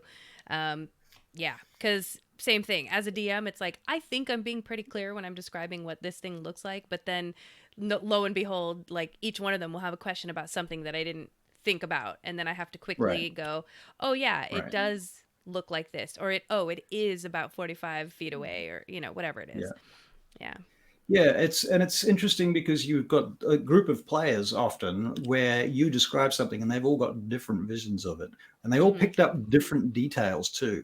And those details might be relevant to their character, or it might just be that they were switched off a bit during that particular part of your description because they were looking at their character sheet, trying to figure out what they can do on their next turn, which is perfectly reasonable. But sometimes you miss details. I mean, I miss details about what players are doing too. It works both ways. So that clarification and reclarification continually is really useful, and going back over, like every time somebody does something in the game, I like to go back a little bit, rewind, play, go back through the sequence of events that have led to this moment, and then describe that moment and the end of that moment, and then when we get to the next moment, we go back, rewind, and play it through again, building on the moment and clarifying details as we continue. And it's sort of this spiral growth process that occurs through the asking and answering of questions and interrogating the world and the environment.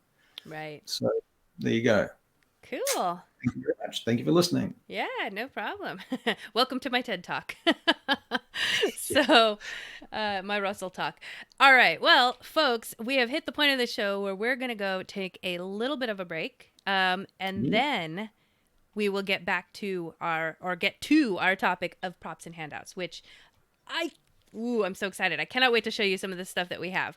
And again, it's not just for... It's going to be cool. It's not just for people who are playing in person, although in-person stuff is fun. There's ways to do this when you're playing online. So stick around. For the break, we have a music video by Sister Scarlet, which is pretty cool. Pretty cool. We also have more of our music parodies by Arcane Anthem. We have some deception checks by Michael Riley, which is I believe he's one of our voice actors. Anyway, and then he is now. And then we have some more bad lip reading, which was really fun last time. So we have some more I think that's called bad lip reading. Is that what it's called? I don't know. I'm making this stuff up.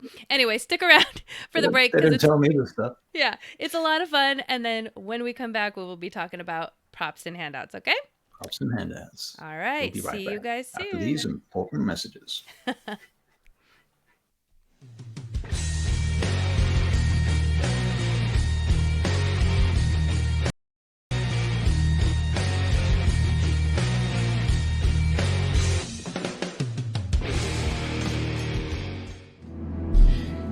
Hello there, adventurer. I see your interest in the vast wealth of knowledge I've acquired and stored over the years. That's fantastic. Come in, out of the sand and the sun, take a look around. It's not every day such an interesting and willing group of guests stumble upon my library. Feel free to explore. It's been years since the last group came through here, and they looked much less promising than you. I'm sure you'll find all sorts of interesting things, if you know where to look. But be warned, this library holds more than just books and scrolls, and only the worthy are allowed to leave with the knowledge that they find. So I suppose the real question is, do you have what it takes to impress me? Come on, cleric, please cast remove curse on me. I swear that I'm chafing. Get this armor off of me. I'll start praying to your deity. He says, get this armor off me.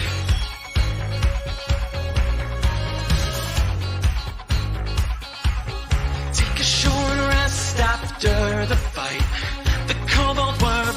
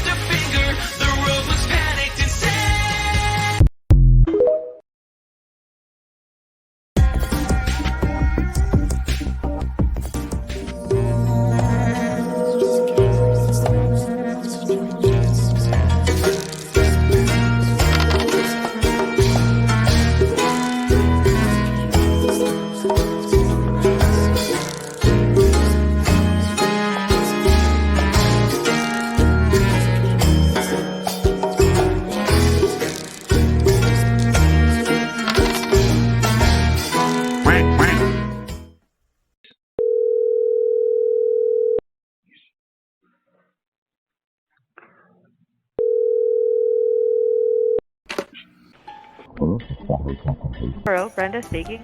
Hello, this front desk? Mm-hmm. I am Grigory Levushka.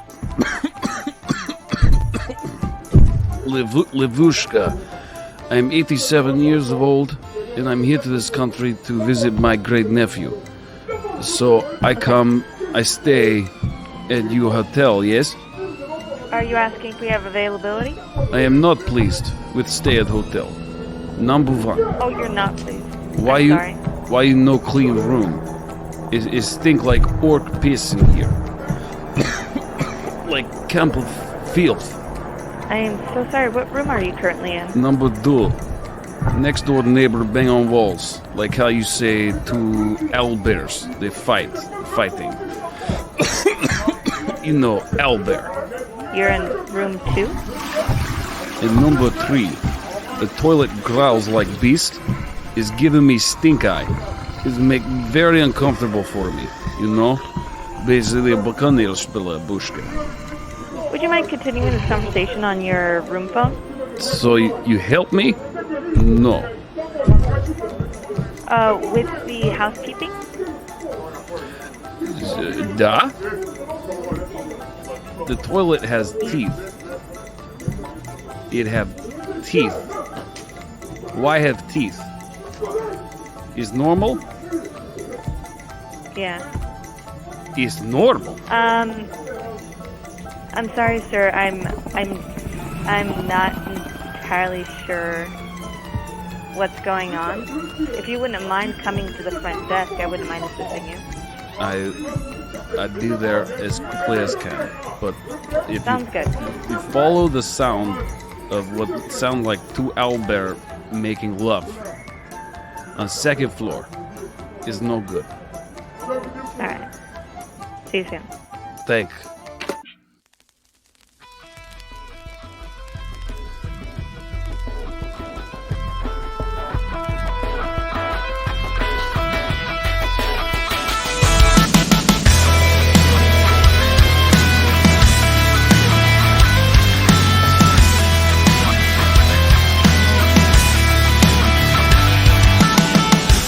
Now I lay me down to sleep. I keep one eye open. Your hell is haunting me with every word you've spoken. I pray the Lord my soul to keep. Now the devil's chasing me. Darkness is all I see. Echoing.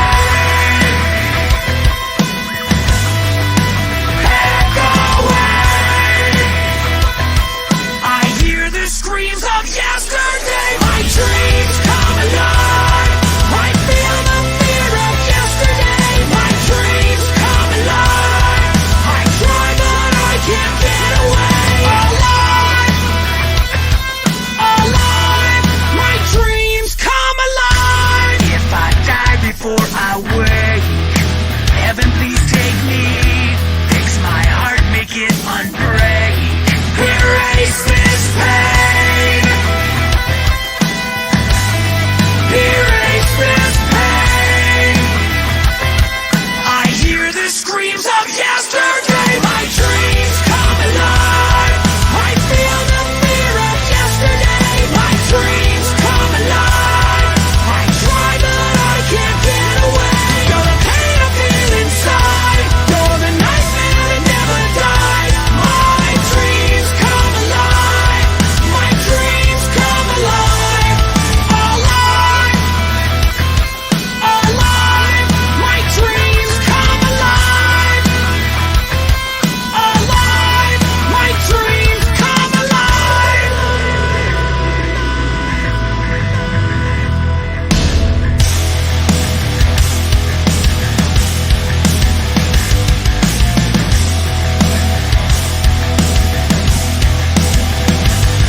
You're the pain I feel inside. You're the nightmare that never dies. You're the pain I feel inside. And the nightmare make it die. My dreams come alive. I feel the fear of yesterday. My dreams come alive. I try but I can't get away. You're the pain I feel inside. You're the nightmare that never dies. My dreams come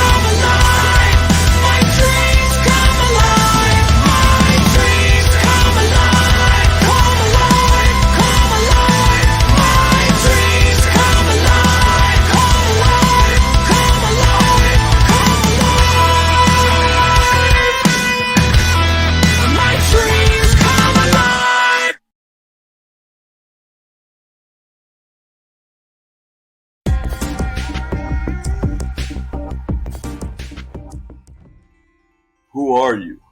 What do you think you're doing here? Ships, you say?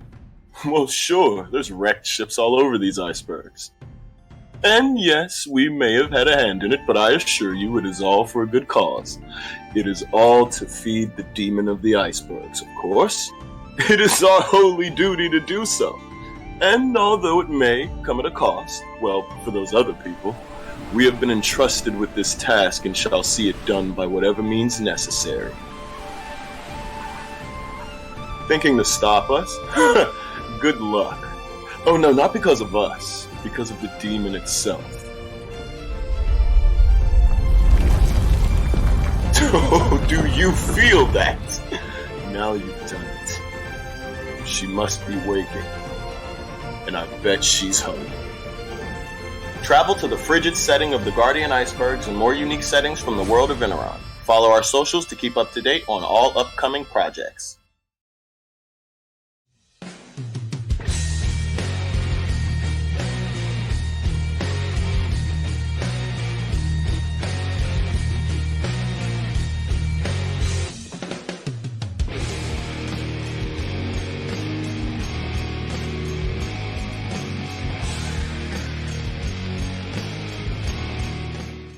These dice, my bank account busting. Never have enough, all of my friends judging. This one's oversized, this one hurts the most. Managing my heart, are you taking notes? Just one said and you're well on your way.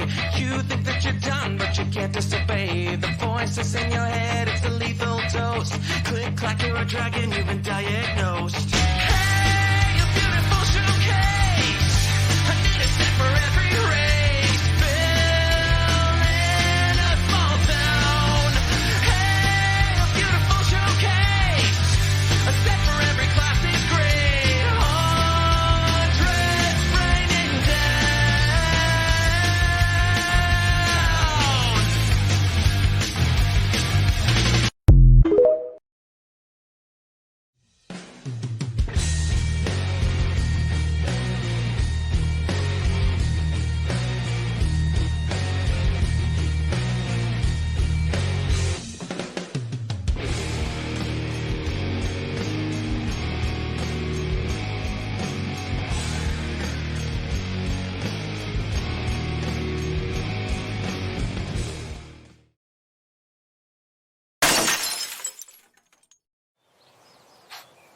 What did you do? It reeks. It's like a hot foot forest. Oh, well, I got the squirts. You know where you make fudge puddles? My bad. Didn't need the visual. It's horrific. Okay, can we forget it? I got a purse. You don't even like it. I do. Everyone thinks I Well, don't. I'm buying you a new one. An extra milk. But I have milk. Yeah, but you're the one that chokes on water. Scooby-Doo. Do something fruity. No, thank you. Well, then can I do it? Oh, gross, you're drunk. Maybe, but who's stopping us? Your dad? Yeah, right. You cow sack! Your dog spit this evil grunge at me, and you know you want to go dance with me. Hey, come on now. Shh. Hey, tuna flavor. I'm the queen. Not, you're too excitable. Drank. Yeah, he's so right. Now, hey, Joe. What, who's Joe? Okay, wait, you're not Joe? I thought he was Joe. He's Codfish Joe. Remember Bob the human? He hurt me. And bombed Josie Seeger's 10-speed. Can it? You little liar. No, he barfed on a sailor like a pig, and the police ate Timothy. Every night, I want you to hold Marvin the cat. He's not a real cat. Will you text me? I don't want you to text me. You're stupid. You're dumb. Okay. Well, whose father's on crack? Poor little hoe right there. You went out with Brian. Well, he's mine. And now I'm loco crazy. You stink. Yay, a goat. Give me a good time. Gross. Please?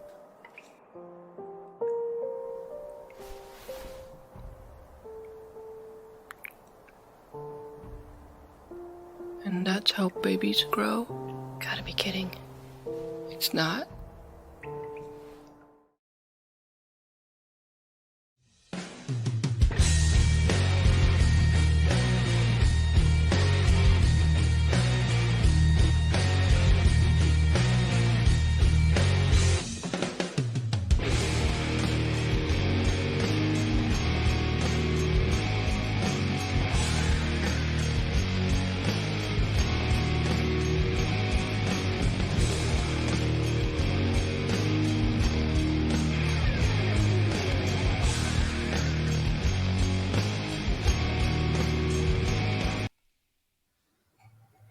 And we're back. Hey, and I didn't forget to take myself off mute. Lovely. Nice. We're getting better at this. I mean, sometimes I have my days. We have our days. We do. Okay. Hey, everyone. It looks like we still have people here, which I'm so excited about because we're getting ready to talk about props and handouts. Right. Oh, I'm so excited. This is one of my favoriteest things to do. This is like, as a DM, my love language to my players is props and handouts. But before we even begin, okay, I have a question because, I'm spending time doing research, looking, thinking about this. And I know I said we're going to talk about this, whether or not you play online or in person. But when it comes to battle maps, minis, music, and sound, I know that's all like, there's this weird line that is like, is it a prop or is it part of like game immersion? Like, is it Right. is it a thing that's not a prop because it's like standard for the game? And I'm just curious what your thoughts A tool, are. I guess. It's Like, so you have tools, right? props. Yeah, Because right. some And I guess websites were like, yeah, I consider minis as props. I yeah, consider, it could. yeah. No, I don't think minis are props. I think minis are gaming materials, or I mean, I don't know. Minis are kind of like a category of their own, aren't they? Yeah, right. we It's a can whole we other could do a whole category. topic on that. So Right. so I guess here's my caveat then to our topic tonight is everything we're talking about is not going to include battle maps or minis Right. or music. Now, sound, there's some things I guess you could use as props that emit sound and stuff, but just like, having sound effects and I feel like that all rolls into having your music and, that's all immersion. So, Well, I mean, music becomes a prop when, for example, I had a player who could play the guitar, was playing a bard who literally would be making up songs during the game and playing his guitar. that's pretty cool. And that's a prop. Yeah. That's when it's a prop, But if it's music coming over a stereo or a speaker or something, that's in the film world, in film criticism, there's the term diegetic and non-diegetic sound. So diegetic sound is sound that is inside the story. So, for example, Nicolas Cage is playing a musical instrument in the movie, and you can hear the music that he's playing. That is diegetic sound. On the other hand, when John Williams does the scoring that's over the top of that scene, that's non-diegetic sound. So Interesting. that's the difference, and there are terms for it. So that's kind of interesting, and there's interesting stuff to think about relating to that stuff. But Yeah. sorry. Yeah. Please No, continue. that I love that. This is where, I miss Doc because Doc would have something like that to say that it's like way over my head, but I'm like, yeah, that all makes sense. Okay, so just so everyone knows, though that's not part of this conversation, okay? What I consider to be props and handouts, if we're talking about in person, it's the thing that it's a physical objects that you can hand to your player that it lends something to the game, to the narrative, to the plot, to information. It could also help with immersion. Thank you. Yes, like having potion bottles and such that they can use in game. Thank you, Avery. And if we're talking about online, some of these things, a lot of these things that we're going to talk about, you can also do online. You just have to kind of do maybe a little bit more prep work in advance so that in the right moment, you can now show this thing online to your players. You can Right. text it to one player or send it in a private message to one player, so only they have Right. that information, what have you. Right. There's a lot of this stuff that kind of can convert one or the other, so we'll talk about that. So what are props? What can be used as props in handouts, right? You just showed one. You showed a really cool Right. potion bottle that has dice in it, and I think Yeah. you can use that, right, to roll like for your healing. Yeah, it's a healing potion. There's 2d4 in it, and you just add 2 to that, and it's a minor healing potion just like that. Yep. Be careful with them because they're very breakable. So I discovered that. They're the bottles or the. Yeah, I was Okay. at a game once where I was holding it so tightly I actually crushed it by Oh my accident. gosh. Yeah, oops. So Oopsie. yeah, be careful with your props and things. There is a potentially dangerous thing like that. I've also got a sword that I occasionally like to throw around in games, especially live games, but Yeah. that kind of thing. So Yeah, be it's careful not with as stuff. it doesn't have as much impact if you're doing it online and they're just watching you fling around a sword, right? Right. Right. That's so funny. But so, okay, props. Let's talk about what about journals? Oh, there you go. Oh, I'm sorry. That Oops, sounded that very was heavy. very loud. Bag of gold. Yes. Oh, that's cool. You can use them as tokens too, and like inspiration or goblins, or you've got a mass combat, you can throw them on the map. Not that we're talking about maps or minis, but you can. They're very diverse. You can, yeah. Sorry. No, that's fine. I was thinking like if you needed, if your players were going to come across like an old handwritten journal, you could kind of make one up, or even like just a page of the journal. I mean, so many people I think have seen Fragments. You can take paper and kind of age it with coffee or tea, and then make it look like old parchment, and then you can make it look like a torn page out of a journal, and it has information on it that they need to maybe there's a puzzle in the information that they now have to decipher, or maybe it's just some segment of a letter that somehow lends itself to someone's backstory. You could really A leave this stuff shopping in. list. A shopping list. I recently created a handout that was a shopping list for an apprentice wizard who goes to the market and leaves it behind. Mm-hmm. And then you wonder, like, what does this make? Does it make something nefarious? Does it make something cool?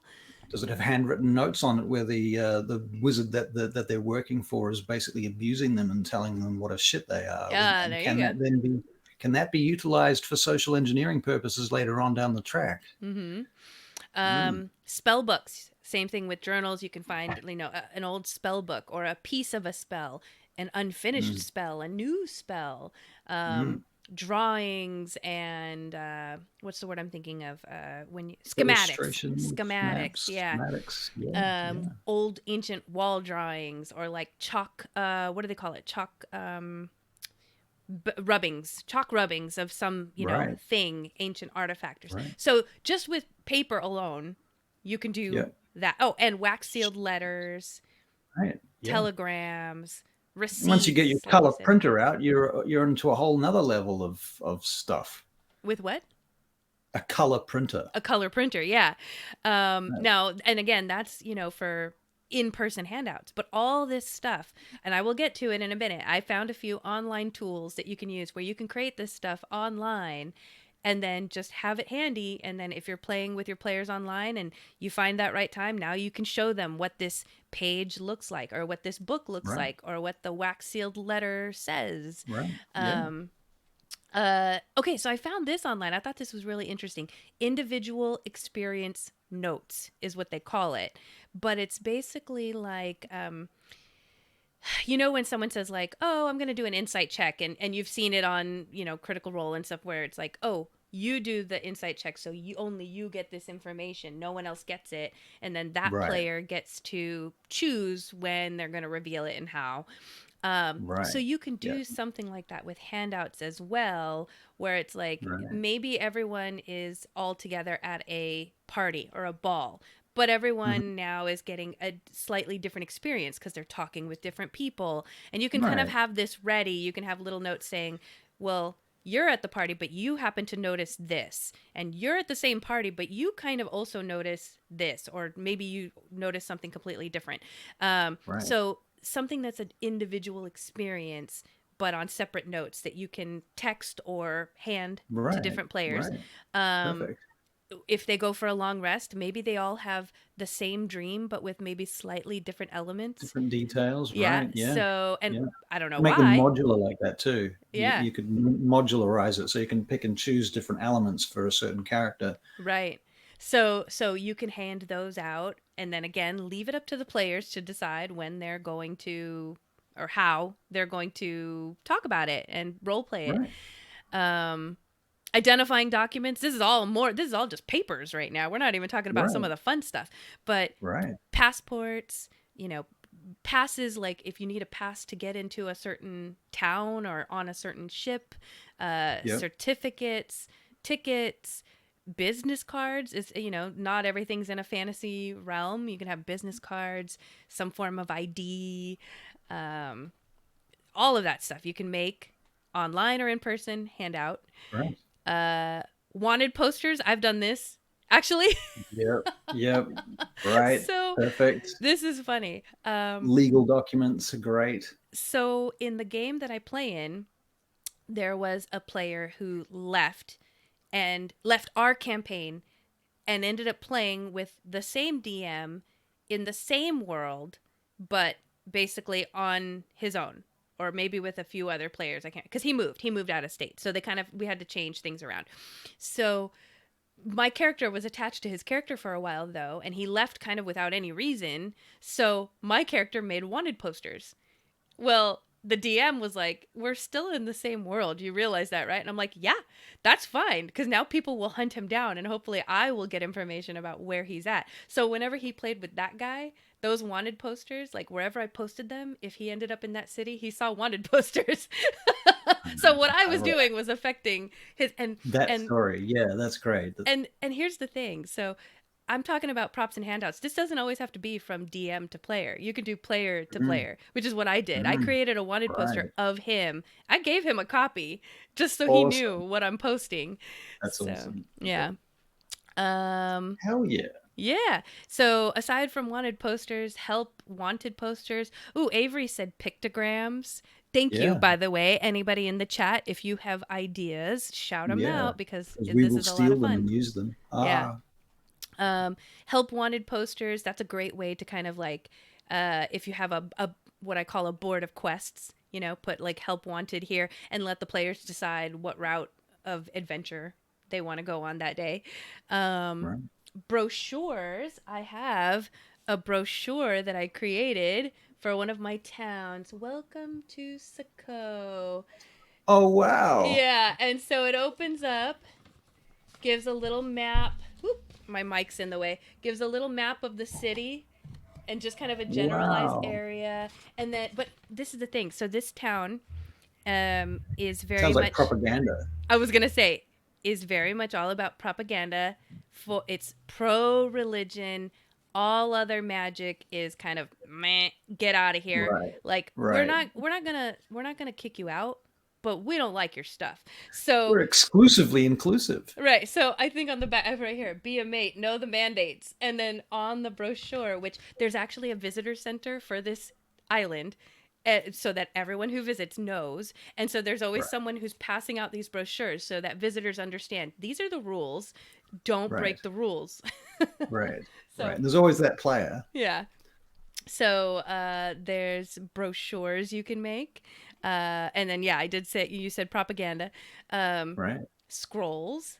God, we're still on paper stuff. This is great. So much stuff you can do with paper. about paper. Honestly, it's so much. It is honestly the most diverse thing you can do with handouts, and it's the most easy to generate as well. Right. Like you can, making props is really, really cool, and that's the like artifact level stuff. Yeah. As far as props are concerned, but paper is where it's at when you want to keeping things engaged quickly and easily. And as I was saying earlier, Chat GPT, you can almost do it on the fly. Yeah. I was running Vampire the Masquerade the other night. I was generating emails with specific information from certain NPCs to other certain NPCs with specific phrase and key points in them and spitting them out and live on the fly, creating these very perfect That's so emails cool. and sending them to the players during the game. That you know, is and super responding cool. to them as well, like giving them responses back and forth so they could have a conversation. Yeah. Yes, that's perfect for someone like me who on the fly, some of that stuff just does not like I like having time to prepare. So that's really Right. cool. Yeah, so scrolls, ancient scrolls, and then of course not battle maps, but maps that the players can find, treasure maps or just world maps. Oh, I've frozen again. Uh-oh, you're frozen again. Ah, dear. My I'm going to reload players. my page, so I'm going to drop out for a second, but I'll be right back. Okay. Yeah, so my players ended up on a ship. Trying to remember. It's been a while. It's been a few years. I can't remember if it was abandoned or whatnot, but they went poking around and they found basically a full world map, which was the first time they'd seen the world. And it was a shipping lanes map. So all of a sudden I was like, oh, why did I do that? Now I got to create a full world map with, you know, shipping lanes to show this is where this is where ports are, this is where ships go. But it was fun. And I think I actually have, oh, I don't have the world map, but I do have a copy of a map that I made for my players. Now, just for anyone who's like, why would you hand draw a map in this day and age when you can generate them? Because I like the way they look. And guess what? It wasn't really that hard when what I did was I have a map generated online. I do. And it's a digital copy, but I didn't want to print it out because it has areas that I don't necessarily want to call attention to. It's not like it would be on a map. It's an abandoned place or it's a ancient place that like no one knows about yet. So I don't want to just print out my map. So what I did was I took just a plain piece of paper, put it over my laptop screen, and then with the light behind it, I was able to quickly copy and trace my map and all the elements that I wanted to share with them. It took me maybe, and I mean, for something like this, it took me maybe 30 minutes. Like, it didn't take me that long at all. And this is just a section of the world. I think this is like one corner of the world. So, in my world, I let them kind of find or pay for maps that are just of like the general region that they're in. Here we go. You're back. Oh, frustrating. All right. I was just telling everyone, you know, I have created a map like this, and I explained how I did it very easily. So, beautiful. Yep, this is my one. This is my one of those. Yep. Yeah. Yeah, and see, you have yours all nice in a binder. Well, I have to go around to Dice and Fork restaurant and stuff, and, that's right. You know, that sort of thing. You know, internal maps, this kind of thing. Calendars that you can give to people. Calendars. Brief history. Calendars really important. A brief history of Sidariel. Yeah. Right, and it's in the beginning of it. It has a quote from Imral Maith Elasadril, and with a date, compiled and edited by Keldrin Feharal Proctor and Seneschal of Vaingate. And so then it goes into whole details with a timeline in the back of it and so on, just to give people an idea of where they are in the world and so on. And then we have pages and pages of like prehistory and history and so on that you can give them, and they may read it. You never know. Yeah, and they may or they may not, but yeah. This is a list of historic texts. Wow. Right. So you can kind of have some details about what is written down in the world that could possibly be collected or you may be familiar with. The scrolls of Kurgasiax, the draconic fragments, the Banakayan inscriptions, the rift carvings, stuff like this, the scriptures of the Seldarine, you know, this sort of shit. Yeah. 16 facts about Sidariel, which all players get a copy of.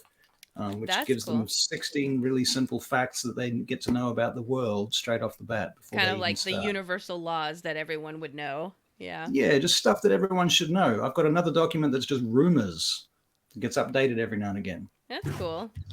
Yeah. Yeah, so I there's like some that. ideas. Rumors. I mean, same thing is kind of like, you know, having a help wanted is like, you know, you could have rumors flitting around that could seed information or not. But one of my most favorite handouts, if I may keep interrupting you. No, keep interrupting me. This is probably my favorite handout of all time. And this is a document Now I'm just going to read it to you because it's easier. I may have read it to you in a different stream actually, but it says, Okay. in the name of Her Royal Highness, Queen Claresca of Scartabel, Empress of the Northern Sky Reaches, Supreme Regent of the lands of Muldrea and Sovereign of the kingdoms of Thrain, Balkanard, and Gwyll, and by the ordinance of the Council of High Wardens of Vaingate, title, name, are hereby appointed under official contract to the Order of Crown Justice to respectfully assume the title and responsibilities of a civil justice warden for a period of 1 year and 1 day, being assigned to the municipality of blank space within the Kingdom of Muldrea alone, or until such time as the matter specified under contract at said locale has been settled in righteous justice and according to law.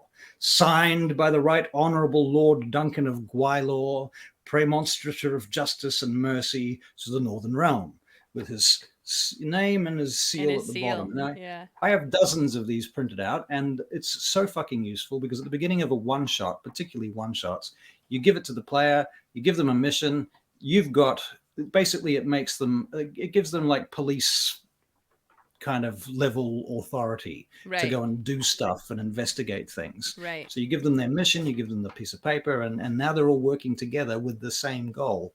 It draws the whole team together too. So at the beginning of a one shot, it's great for that. Yeah, that's great. Because, yeah, you can kind of like, if you write the letter correctly, then you can seed information in there that doesn't feel like you're info dumping. It just looks like a letter, Right. you know, and or certificate of, you know, authenticity that this person can do this on the authority of so-and-so. Yeah, that's great. I love that. Yeah. And this may or may not be considered a prop or a handout. We were talking about battle maps, so I'm kind of going out on a limb here. Yeah. But one of my players was very kind, and he printed out a bunch of these. What's That is the darkness Oh, spell. that's like the area of effect spells. Right. This is like I don't know what that is, but it might be like a moonbeam or something. It's a bit big for a moonbeam, but you know, they've got beautiful printed stuff on them, arcana and so forth, and you can put them underneath the minis and you can tell people, you know, hey, this is how big the spell radius is. Yeah. Kind of a prop because it's visual. Right. But No, I get that. Yeah. Battle map thing, so it really shouldn't be included. But I did want to give my player Sean some credit for having done this, and I thought. Well, no, you know what I like about that though is that was made for you. It wasn't like you purchased it or you know, which by the way I think is just, again, you know, these props you and can handouts, make so much stuff without having to buy it. And props and handouts don't have to be from just the DM to the player. I mentioned player to player, but you can also do player to DM like that. You know, like this player, for example, let's say I had a wizard where my spells all have a certain type of flavor to it because I don't know, I'm a chef wizard, so I want all my spells to look like there's food involved, you know. I could make something like that. My area of effect like spells have fire food. wizard, but you were like chef. Okay. Nah, chef. I don't know. I wanted something weird. So so I could make something like that for you so that as the DM, now whenever I cast these spells, all my area of effects look like there's, you know, hot dogs flying all around or what have you. Right. You can make these things from player to DM as well. So lots of fun. Let's see. Sophia says we have 3D printed rings that can fit over minis for status effects and AoE spells. It's convenient. Right. Yes. Well, interestingly enough, you're talking about player to DM. Avery sent me a revised alchemist subclass specifically for our world. That he was just saying he did that with assistance from ChatGPT too. So I mean, he actually created a subclass specifically for our world for Sidariel. Yeah. And he, exactly. Yeah, cool. So cool. Thank you, Avery. Yeah, so let's see here. So we were talking about all paper stuff. Okay, let's move away from some of the paper stuff. I had a player buy me candles. There's these candles you can buy that smell like a library, or it smells like moss, and the scent is, I mean, it's kind of an immersion thing, but I feel like it adds an air of a prop, especially if you're in Can some... you get ones that smell like Orcan war camps? Do I want to have one of those? I don't know, but but it's so much fun to be able to play and go, here, you guys are all in a canyon, I don't know, and this candle smells like red dust and sunlight. I don't know. Yeah. So really cool kind of a prop. But you can do it without candles. You could do, I don't know, what is it? The essential oils and the humidifiers, and you can do scents with your game, I think. Right. Yes. Scents are really cool. Yeah. Well, yeah. That's what you were talking about. Smells. They're so Yeah. Well, important because the to thing memory. about right. Yeah. Exactly. It's linked to memory, so it's really evocative and it creates emotion so much. It's very pathological. I think that's the right word for this. Now, here's the thing, because I like to make sure I'm relating this to the folks that play online, which I think is probably, I feel like that's probably the majority now, play online versus in person. I mean, I don't know, you guys tell me, but that's my experience. So let's say you DM online and you want to incorporate scents. You just have to do a little planning in advance. Mail a candle to your, players if you have their address. You give them a pre-approved list of incenses. Right. Yes. Yeah. Like, hey, before this session, make sure you guys find Lang Lang scented incense. This is whatever. your homework. Yeah. Yeah.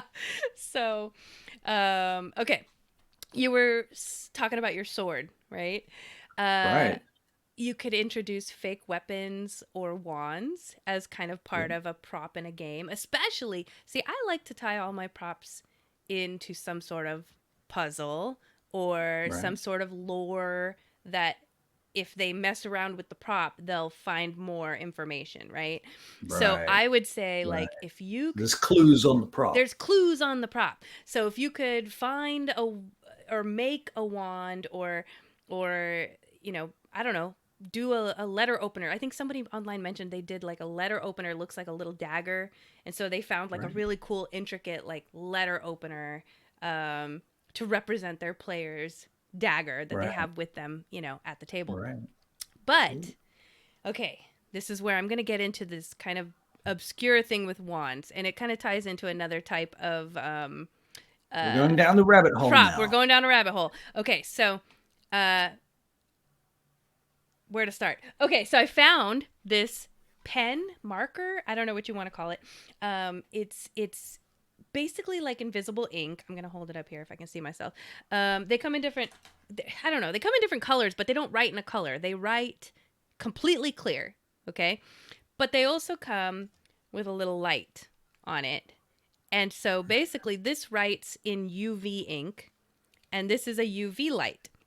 So you can write on anything and it looks invisible, but then the light will reveal it. So what I did for my players was I hand drew a map, which they found, and several sessions later, in game, I told them that they found a wand of secrets. And then I passed them one of these. And they were very confused, passing it around the table going, it's a pen, it's a marker, it has a light, I don't get it. And I kind of just sat and waited very quietly, smiling, because they know something's up, but they can't figure it out. And then they realized the light shines and reveals stuff. And then they started taking everything I had handed them previously and started shining the light over it. And lo and behold, I don't know if it's going to show up here on here, but let's see if it does. If I can see anything. Where'd it go? Yes, it's doing something. Yeah, okay, where's Sako? Oh, there it is. Okay, you can kind of see there's an X. It's hard because it's faded over time.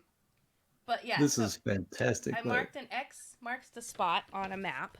There's also writing on the back of the map that they had found that they were able to reveal. Love it.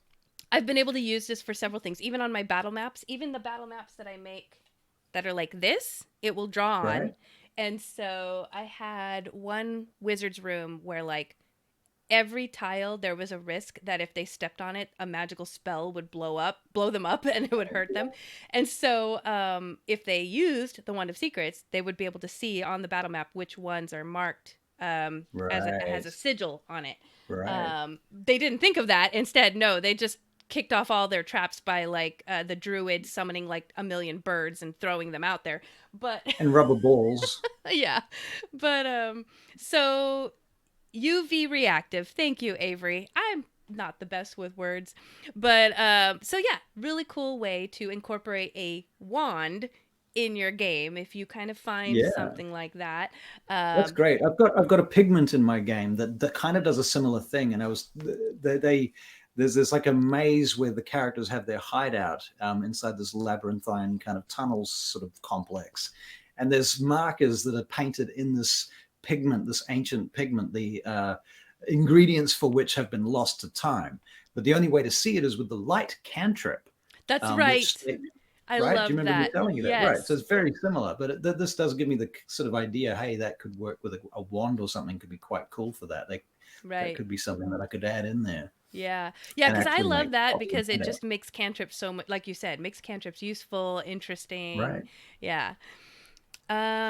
Let's see, where were we? So fake weapons, wands, the potions, flasks. I've seen people make they use the potion bottles and brew up some kind of, alcoholic drink or what have you. Right. Put the little edible glitter in there so it looks pretty. Right. And then, show up to your game and now everybody's got a Right. shot of something or And if you do play online, a lot of these things, I mean, I've made AI art of swords and all sorts of stuff, and some of it is amazing. Like it can come out really nicely, beautiful stuff. Some of the swords, the elven long swords and moon blades that I made are fucking amazing. Yeah, You know, no, I they're didn't really make them, great. the AI made them, but And then you share it. and you can you share those, and you can that they can similarly you can add clues to that stuff as well if you want, or if you can figure out how.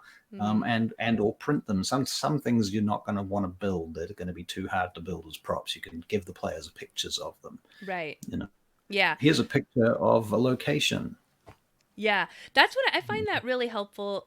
Actually, I have talk about props. I didn't even think to include this, but on the back of my DM screen, I just have a few 3M hooks because I haven't figured out how I want to do this permanently. And then I have an old iPad that I just load up with scenery pictures because my players tell me, even though I've told them and they've been in this one town for maybe 3 sessions, they kind of forget the next time we meet, where are we? What does it look like? So I just have pictures that are on the back of my DM screen loaded up on an iPad that they can see, oh, here's the scenery. And it just helps them get right into the game. Bang, right. Instant immersion. Right. So, yeah, I didn't even think to put that on my list, but that's perfect. Right. So yeah, potions and flasks. Okay, this again, maybe not for D&D, but for any modern setting, tapes, videos.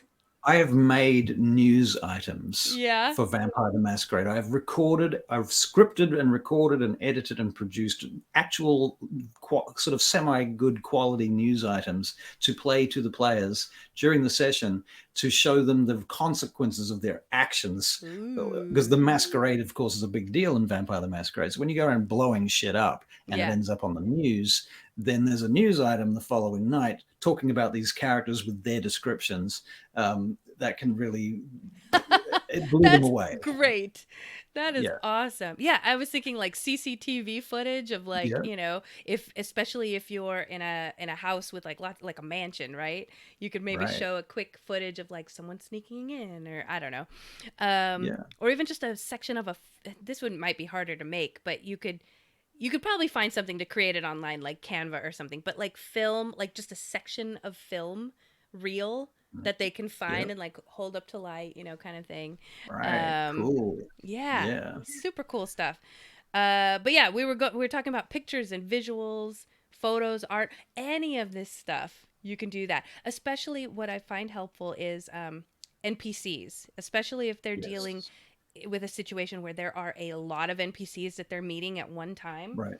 Here are the different pictures of the NPCs. Yeah. Right. So my players it was a Dragonborn city. So it was tons of Dragonborn. But they were also meeting with a council of Dragonborn. And so how do you differentiate a bunch of Dragonborn? How for to players? differentiate them all. So I basically created kind of these little I don't know, they're not trading cards, but they're kind of like trading cards. Just quick reference pictures. You know. Cool. So that they know, and it has their name, so they know who's who. So really quick and easy.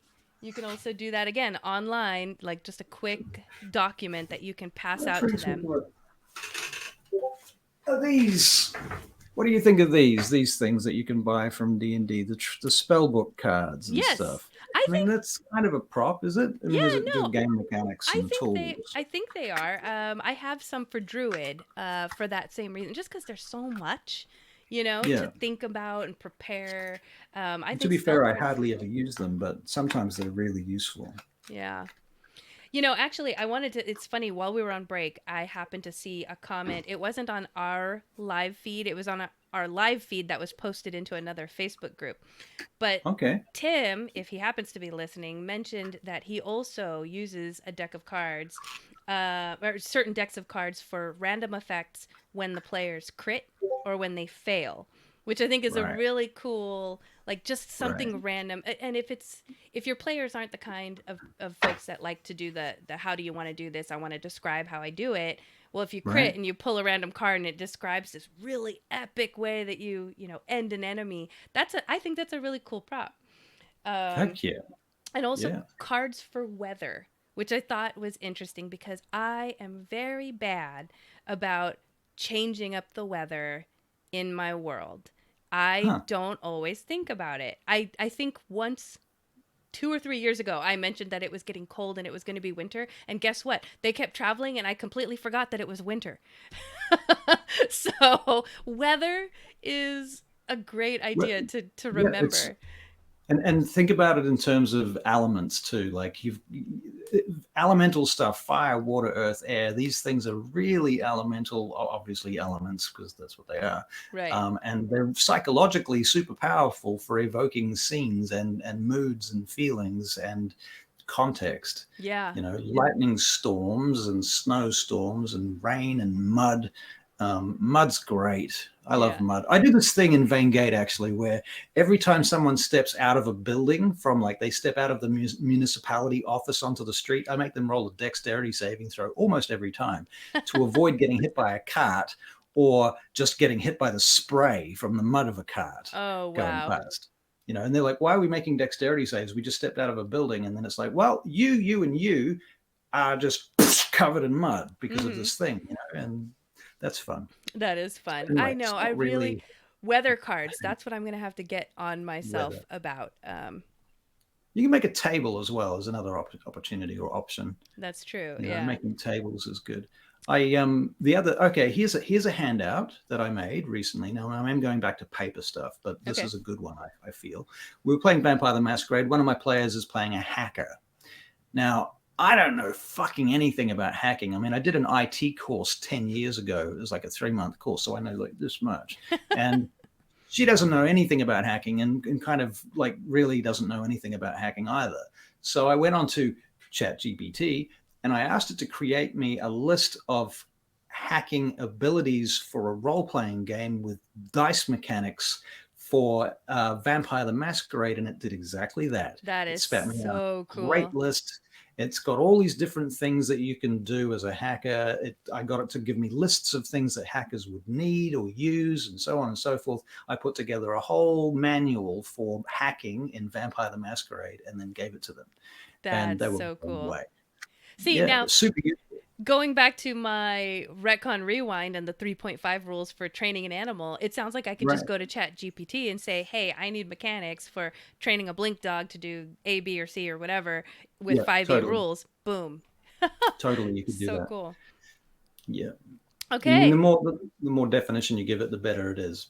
Yeah. Pretty much. And actually, I think one of my druid characters, yeah, he just found an ancient text that he has been slowly mending that I was like, "Oh, great. Now I need to come up with a bunch of like ancient herbs that no longer exist with recipes for things that he probably wouldn't be able to create." Like so Right. that's the kind of stuff that I could use Chat Yeah. GPT for. I can Yeah, speak yeah, I English. got it to come up with days of the week for my world as well. Names like, I mean, some of them were very pagan, like Moon Day and so on, but others were quite clever, like Wind Day. Yeah, I thought that was cool. that is cool. Yeah.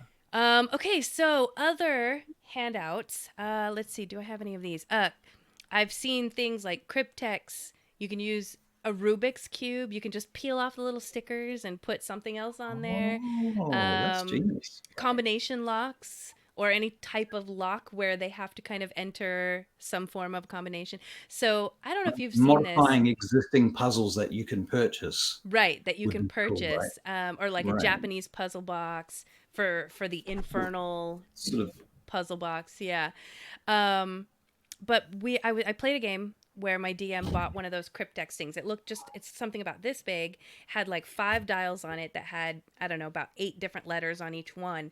And he was able to pull it apart, change the mechanics so that he could choose what the word is supposed to be. Instead of the preset answer, he changed it.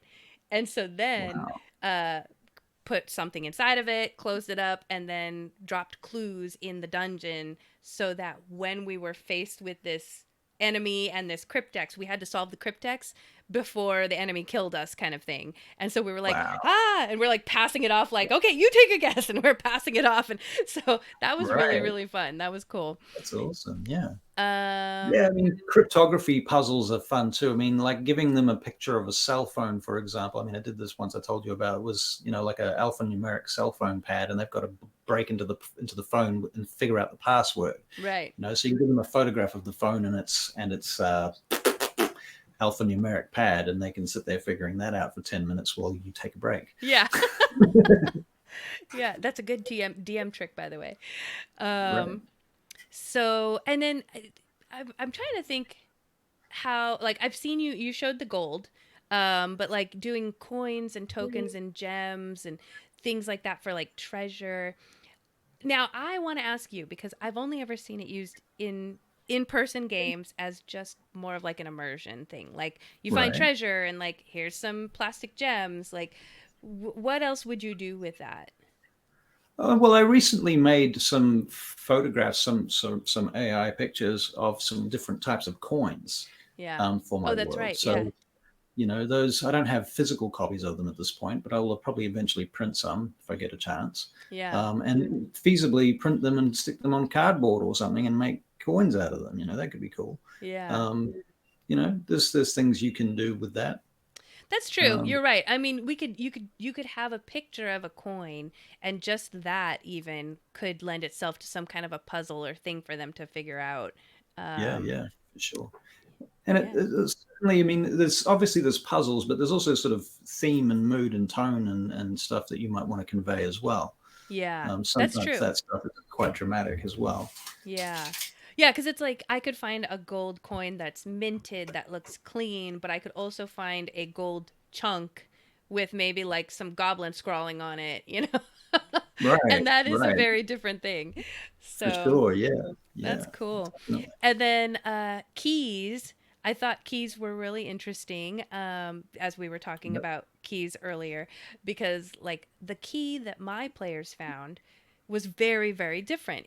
I wanted to make sure they understood that this is no metal key that fits in a door. This is carved from stone with gemstones placed in various certain places, and I couldn't figure out how to convey that until I could get a picture that I could print for them that shows like that was the best thing to convey what this thing looked like, and that they can't use it here. Like this thing is meant for something else. So, really good handout there. If you were really clever, you could make a lock and make them pick it. A giant lock made out of stone. Right. Yeah. Actually, I was going to say, I guess I could say, actually, I don't want to say yet because they're so close to it, and just in case they forgot, I'm not going to say yet. But they will be using this key soon, I think. Let's see. Hourglasses. I've seen people use hourglasses in their game. Yep, as a way to kind of just amp up the tension because they know something's going to happen when the hourglass is done. I'm trying to think what else. Too long on their turns. Yeah, when the players are taking too long on their turns. I'm trying to think if there's anything else we could do with the hourglasses. Yeah, I recently played in a Vecna Must Die one shot at a at a convention, and the DM had a timer. It wasn't an hourglass, but it was a 1 hour countdown timer. We had 1 hour to get through a dungeon and kill Vecna. Wow. We managed to do it with 4 minutes left. Wow. So, it certainly ramped up the tension. I mean, you had 1 hour, you didn't fuck around. Yeah. That's when, that whole spiel I did about asking questions, no. Yeah. but to be fair, he had an extremely elaborate, what do you call it, dungeon forge setup? Mm-hmm. Dwarven forge. Dwarven forge, yeah. Right, with all the fancy props and stuff for the whole dungeon was just immaculately made up with lighting effects and fog and all of the things, big ass minis and painted up minis and stuff. It was fantastically well done, but cheesy as hell because it was so fast. Yeah. And it was Vecna. So what do you expect?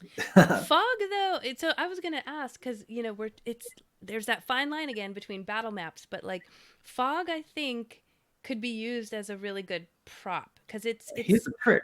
Part of that immersion. Yeah. There's your fog for online. Yeah. You can also blow it on a battle map. Yeah, that's true. I've done this. We've done this recently. Wow. Yeah. So using dry eyes. Not that I'm promoting vaping or anything like that, because that's. Or like I even have. I'm not gonna pull it out because I forgot to, and I don't want to go over there. But I have a little miniature, like fog machine, and all you have to do is put water in it, and then make sure that it's plugged up to some kind of a USB port or something. And as long as there's water in there, it'll just have a directional fog. The only downside to that is that it gets your battle map wet because of the moisture. Right. So I have to use it sparingly.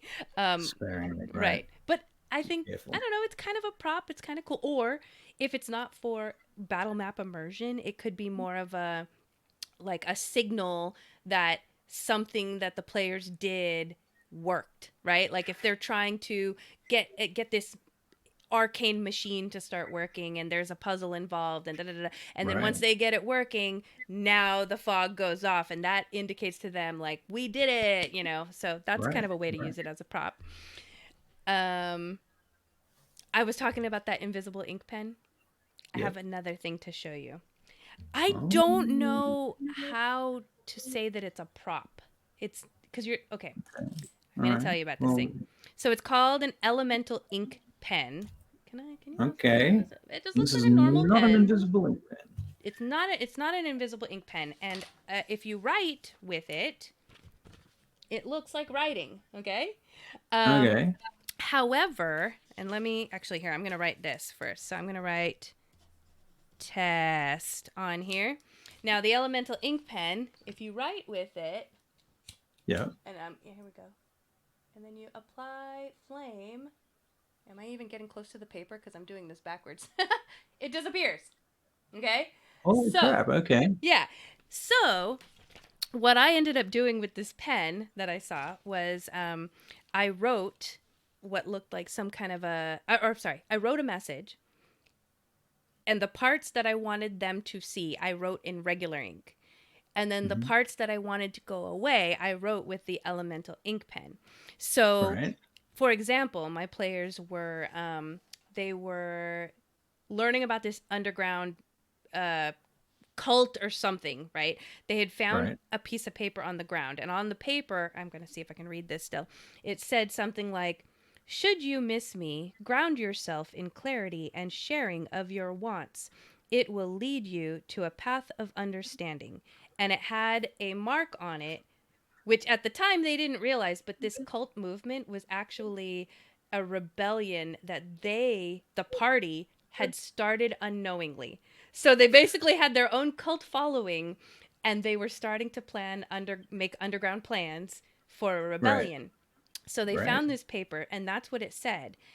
And so somehow there were like, oh, that's right. I dropped hints because this was in the Dragonborn town that this person was walking around with a piece of paper and blowing flame on the paper and then looking at it and then walking and looking, trying to figure out something and then blowing flame on the paper and then reading it and then walking. And so then she dropped the paper. And so it said what I read, and my players are like, what? And one of my players, I remember she got so excited when she figured it out. She went running for a lighter and then did the lighter. And then once all the stuff went away, this whole card was filled with what I just read. Once it went away, all that was left was the letters ground and shanty under.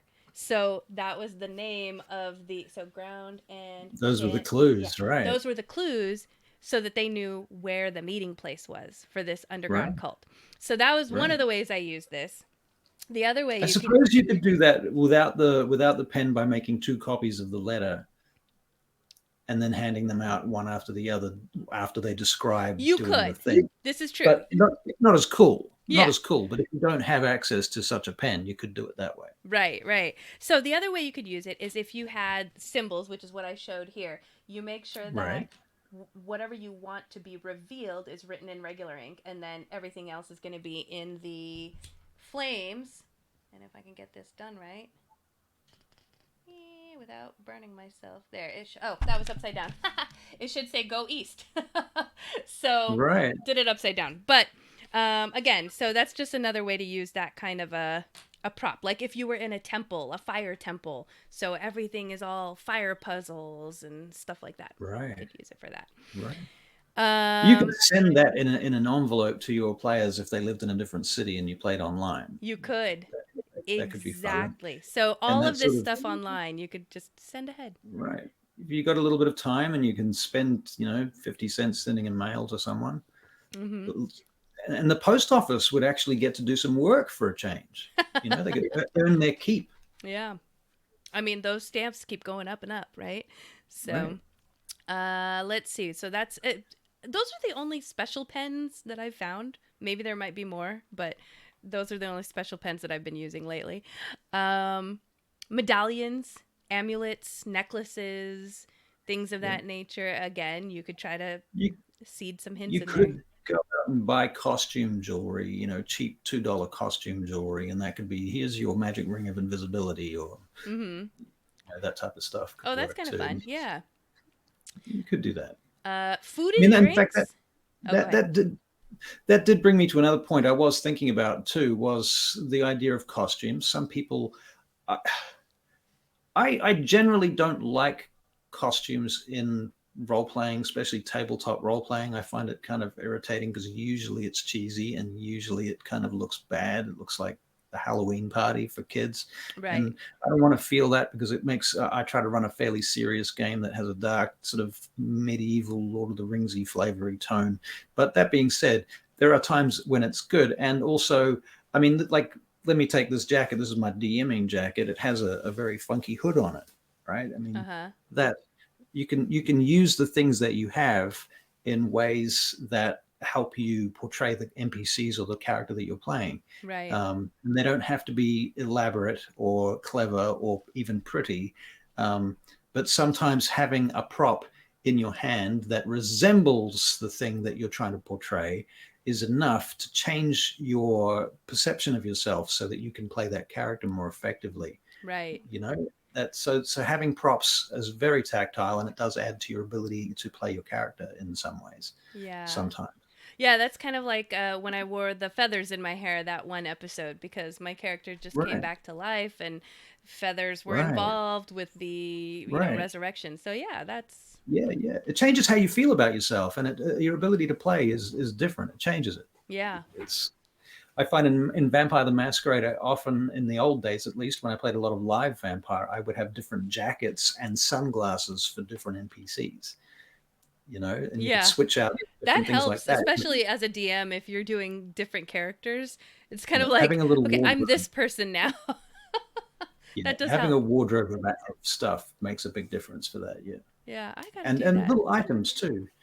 If you had different cell phones, that sounds expensive. No, I'm not going to go down that road. No.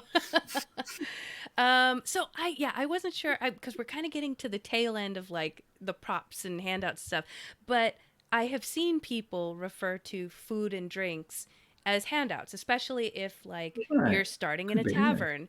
That first session could be tavern food with really fun, fantastical looking drinks, and now everyone's immersed in the tavern as you start your session 1.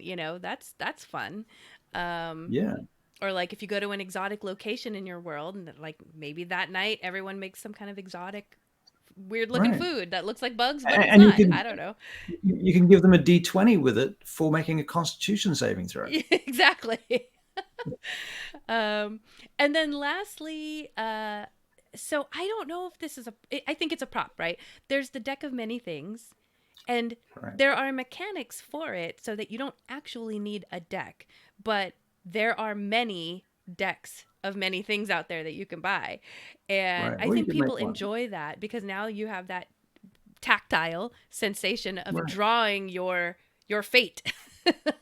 Right. Well, I mean, somewhere around here, I've got. Where is it? I'm not going to go looking for it. I have like the Taroka deck, right? The actual Ravenloft Taroka deck, which is essentially a bastardized Taro deck that they've put into the Ravenloft setting, and so that's a prop. Basically, you're using that if you're running Ravenloft. There's a scene towards the beginning where the lady, what's her face, does a card reading for the players. You can literally do the card reading, Yeah. using actual props. Yeah, that's actually, I'm thinking about I have Runes and oracles. I've bought a tarot deck for myself for my next character because I want to maybe try to have her be, like she reads tarot. I'm learning about tarot right now, but so that I have that as a prop at the table, which I think is going to be really cool. So, Yeah. okay, so now that we've kind of talked about some of this stuff, we've talked about like how do we do some of this stuff for online players, right? You can mail it ahead, you can email stuff. In Roll20, you have the option to create handouts, and you can send them to players and turn them on and off. So you can pop them up on the screen and pop them back off again, and give cool. access to the players so that they can go back to them and refer to them and add them to their journals. Yeah. So that's kind of useful, and you can upload photographs and documents and JPEGs and stuff. See, to use like that. I've used Roll20, but I don't use it extensively, so I didn't know that.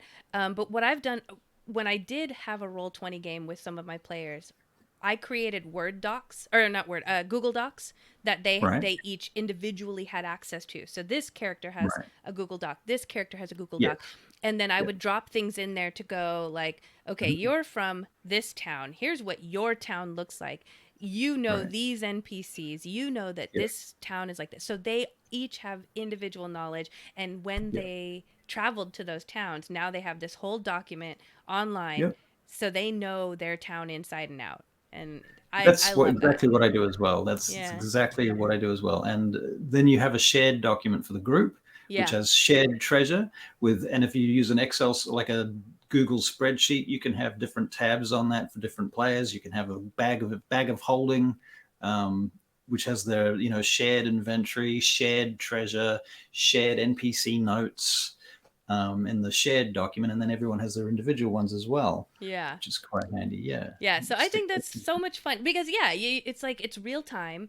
So even as you're playing, you could drop something in right there, and they'll see it, or you can prep in advance. To be fair, it's not always as effective for me, at least, because players don't always look at these documents, and they're lazy. They don't want to be doing paperwork, right? So getting them to open them, you have to prompt them quite often to get them to actually open it. Especially, I mean, you will do that if you've just added something to it. You're going to say to them, check your document, take a look, because it's changed. So but getting them to surprise them with that by letting them just do it is not going to happen so much. Right. I've found, at least. So yeah. I don't know same. what sort of success you have in that realm. Yeah. I think there was one player I had where I said like, hey, I updated this in your doc. And it's like, as we're playing, he's like, what? And like, he didn't read something ahead of, and then all of a sudden it's like mind blowing. And I'm like, oh. But and this is where that whole questions and answers thing comes back and being cool. So we were talking about any of these other handouts. If you have a pick of it that you can drop to your player, you can do lore stuff there. Like if you do a pick of a key, maybe there's a room number on the key, so they find a key on the floor. It's not just a key, there's a room number. Why did this room number key get dropped? You can lead with something like that. You could have a handout an elaborate, detailed handout that has on it, on the front of it, it has, please like and subscribe, and on the other side, to this channel. Exactly. And you could show that to the players, and they might like and subscribe because what you're talking about is fascinating, interesting, and useful. That's so great. It's I just love you. just a suggestion. Oh my God. And then, the receipt that they find on the ground, bill of sale, any of that stuff, you can just drop a pic of it. Right. Leads them to something. Okay, we talked about the DM doing this DMs to players, players to players, Players to DM. players to DM. So I wanted to share Could with even you do guys. DM to DM. It could be. Maybe. In like a, what is it called? West Marches style? West Marches. Oh, yes, that's right. Yes. See, I'm not used to it. This is why having other perspectives is helpful. But so for Christmas, I wanted to make not my players, the group that I play with, I wanted to make them all these dragon dice bags, dragon scale dice bags. I think I've shown this on the stream once before. Holy crap. And so I asked the DM, I said, hey, I want to gift everybody with one of these. Is there any way we can incorporate this in game so that they have to find it in game somehow? And he was great. And he was like, yes, I have the perfect way to do this. And so I brought them. I had no idea what he was going to do with them. So I had no idea like when they're going to be revealed, but it ended up being like treasure that we found. There was like 2 boxes of chests. Anyway, long story short, these ended up being mini bags of holding that we found in game. And so each of us has a mini bag of holding. So that was really fun. Just nice Very collaboration. Cool. Talk with your DM. Yeah. Talk to your DM. And creating props like that and then giving them to the DM or otherwise, introducing them to the game, you're certainly going to inspire the DM to do something with them and make them important. Right. Right. Let's see. Yeah. So tools. I think I want to save the why do this for at the end. But and you have some stuff too. Jeez. So, well, to be fair, we've covered most of the stuff that I've got in my list okay. as well. But that's okay. I mean, some of it's a little bit of a different perspective, but overall, yeah. Go on. So Canva, if you're not familiar with using Canva, there's a free, you don't have to pay for it. You can, but you don't have to. And there's templates in there to make like newspapers, invitations, certificates, all the paper stuff that we talked about.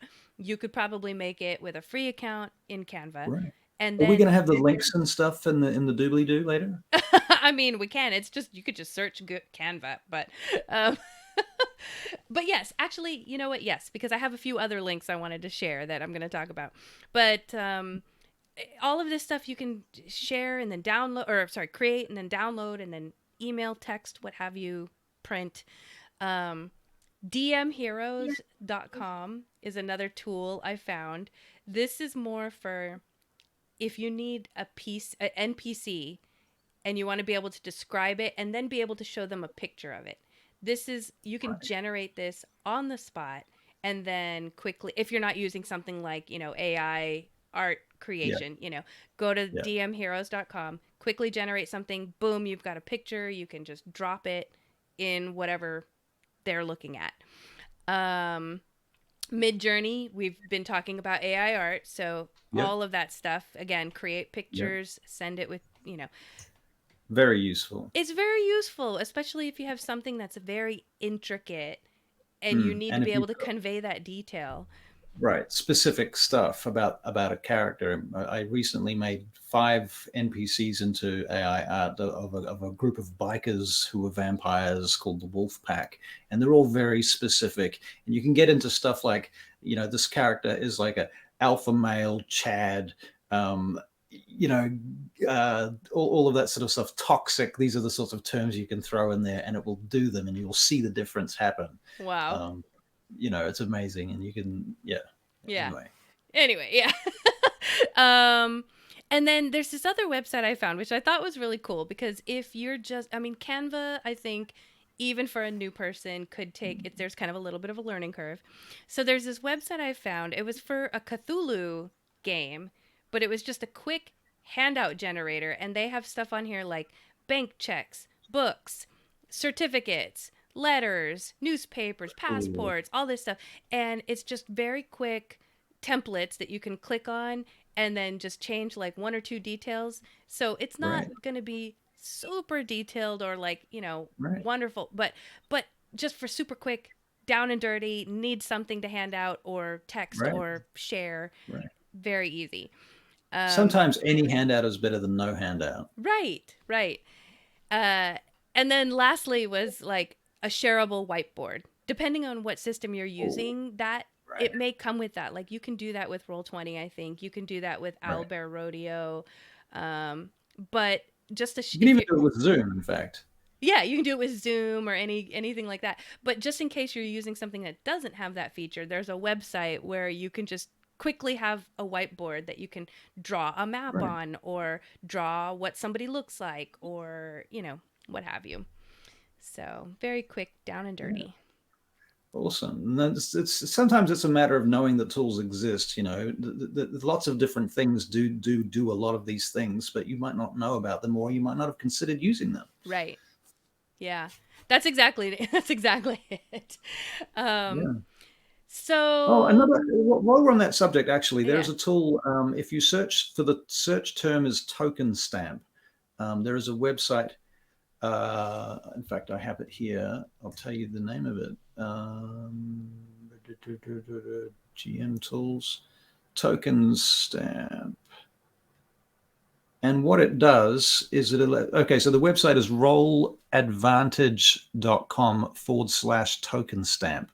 And you can take a picture that you've generated in your AI artwork, take it to that website, drag and drop it from a folder on your desktop onto the website page, and it makes a token out of it. It puts a little circle around it. You can adjust all the frames and stuff and make them pretty, and put colors and writing on it if you want to. And then you just right click and save it. Your mini token for Roll20, yeah. Right, literally takes that long. It's amazing. Yeah, that's cool. It's not exactly a prop. But, well, yeah, let's again going to that fine line of is a mini a prop, but if you want to be able to customize something like that, then yeah. And I guess if you want to go down that road, we could talk about Hero Forge, but that's a whole nother thing. So anyway, yeah, I mean guys, we talked about so many props and so many ways to use them. But I think ideally, they help with immersion. They help with, like what Russell was talking about earlier, clarifying descriptors, providing visuals so that people are kind of all on the same page. Because you can describe what a castle looks like, but this person's going to see it differently than this person's going to see it, than this person's going to see it. But if you have a picture or something to provide them, what does it smell like? Provide them a smell. So, it just kind of really helps especially if you need everyone to be on the same page. If you need, if you want to leave it to theater of the mind, and that's okay that everybody's thinking about a different castle, then that's fine. But if you really need them all to be on the same page for something, then providing a visual can really help. I mean, sometimes in theater of the mind, there is a certain element of usefulness to allowing it to be as vague as you want it to be until you slowly build up that picture through the question and answer process of the story in the game. As the picture gets more and more clear with different people asking different questions, and slowly that picture builds up. And sometimes you don't want to give all that detail right at the start because you want to leave it open for the players to ask questions and interpret things that are going to make it useful, and that gives them buy-in to the scene as well. So I know that's all very contradictory, but it's all a matter of context. Right. And lastly, I mean, props and handouts are a great way they're great vehicles to drive the narrative, to provide little seeds of info, to start a quest or, give a little mystery, a puzzle, what have you. Right. And then Avery just said you can do an ode to giant rat candle, which I shudder to think what that smells like. What? A what? An ode to giant rat candle. Oh, ode to giant. Right. Yes, that does sound kind of. Mm-hmm. So I was talking about orphan war camps earlier. Mm. Or So- Vane Gate barrier barracks latrines. So, folks, I know I usually have my weekly world building, but I was really struggling on how to use props and handouts and create a world building segment. So, I think we have covered quite a bit. Unless there's something you want to do, Russell. Well, I don't know. This is up to you. If we have time for this, I honestly, I went into ChatGPT a little bit earlier, and I asked it to create me an exercise for handout creation. Oh, there you go. For this exact thing. Now, I'm curious to see what it says. I've got a link here which I can share with you guys. I'll copy the link and I'm going to put it in the Facebook chat, so that everyone has access to this discussion with the AI. So basically, if you come in here, this is going to be fascinating because I've never shared a ChatGPT link with anybody before. Okay. So I don't know what it's going to look like if people click on it. So I don't know if either. anyone's This is got going any to be ideas interesting. about how to change it or fuck with it or what have you, it's going to be interesting to see how you appear in here and what have you. So anyway, it starts with collaborative world building and handout creation, setting the stage. Briefly explain the concept of the exercise to your stream viewers. I told it that it was for a stream, so it told me to do that. Tell them that together you'll be creating NPCs, lore, and crafting handouts that will be used in an upcoming D&D session. 2, generate key elements. So this is where we have to give it some inputs. And so I thought we could do that together. So I thought, so what sort of inputs do we want to give it? Start by asking your viewers for some key elements to introduce or include in the world.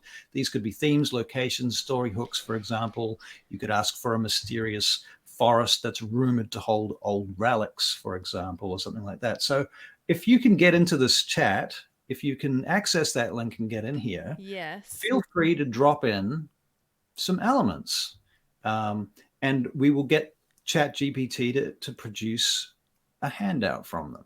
Interesting. As a collaborative group session thing. I thought that could be kind of fun. And Okay. so, I don't know. How does try this it? work real time? Like if I Can you see the chat? Yeah, I can see this chat GPT. I can see everything you said. There's a little button Right. at the bottom that says continue this conversation. Does Right, that mean so I if can you- type in there? What if everybody If types in it's there? yeah, well, you can all type in there. I assume anybody that's in there can type in it. So give it a go. Try adding an element, like a scene element or a handout. Well, okay. As So- soon as I clicked it, it says log in or sign up, and I Okay. don't remember So I don't my think- login. You don't okay, so maybe you can't log in, or if you it might have remembered your login. Let me I don't know. try. Yeah, I I didn't know it was going to be quite as complex as that. I I never tried know. this before with a group, so. Let me.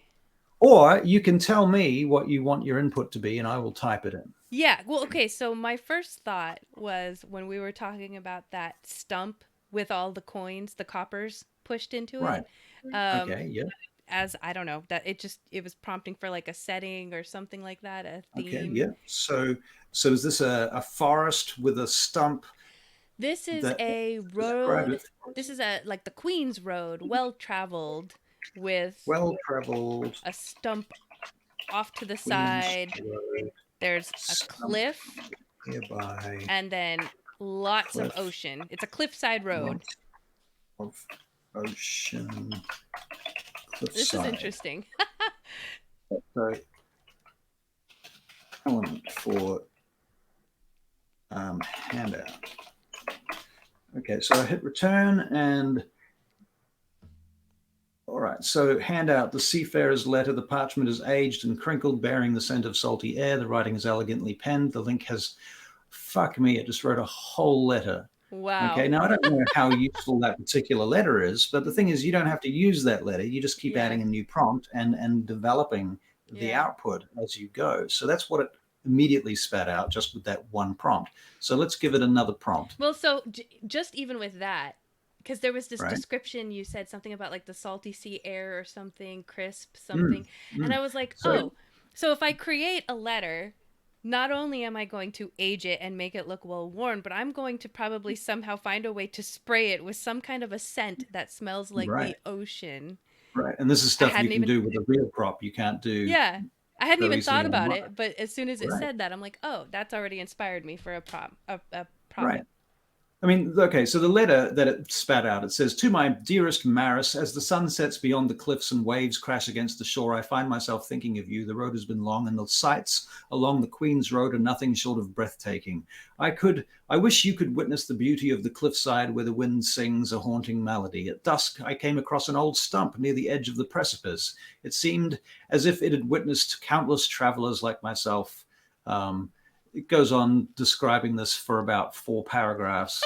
I long for the day when we shall be reunited. Okay, so that's obviously decided that it's a lover's letter, right? So let's make it a letter. Let's add a wizard and a barbarian as elements. Okay, so a wizard. Let's give them a name. Tim. Alaric. Oh, Tim. okay. I was gonna say Tim. Tim the wizard. Okay, wizard named Tim wants to meet barbarian named Garthok. Okay, cool. So on the Queen's Road. This is so cool. Okay, so let's see what it comes up with. Handout, mysterious note. To the mighty Garthok, by the windswept cliffs and the roaring ocean, I, Tim the Enchanter, seek an audience with you. Word of your valor and strength has traveled far and wide, reaching even the secluded towers of the Arcane Academy. I understand the allure of battle and the thrill of wielding your mighty axe, but I assure you the meeting I propose shall be of mutual interest. There is a matter of great importance that requires your brawn and my arcane knowledge. Before the stump overlooking the cliffside, so you can see how it's just integrating all of the elements, right? I love it. It's amazing. It goes on. I mean, so this this is generating an idea for a prop you can make, which is a letter. Also, a bent coin, even just that came off of the stump. Gosh. I mean, we can add in. Okay, let's add in bent coins attached to the stump near the Queen's Road. Okay. Yeah. Bent coins attached to the stump on the Queen's Road, and I'll put mystery. How about that? Sure. Yeah, because that was the one thing was everybody was like, "Why are there coins pressed into the stump?" And I'm like, I don't know.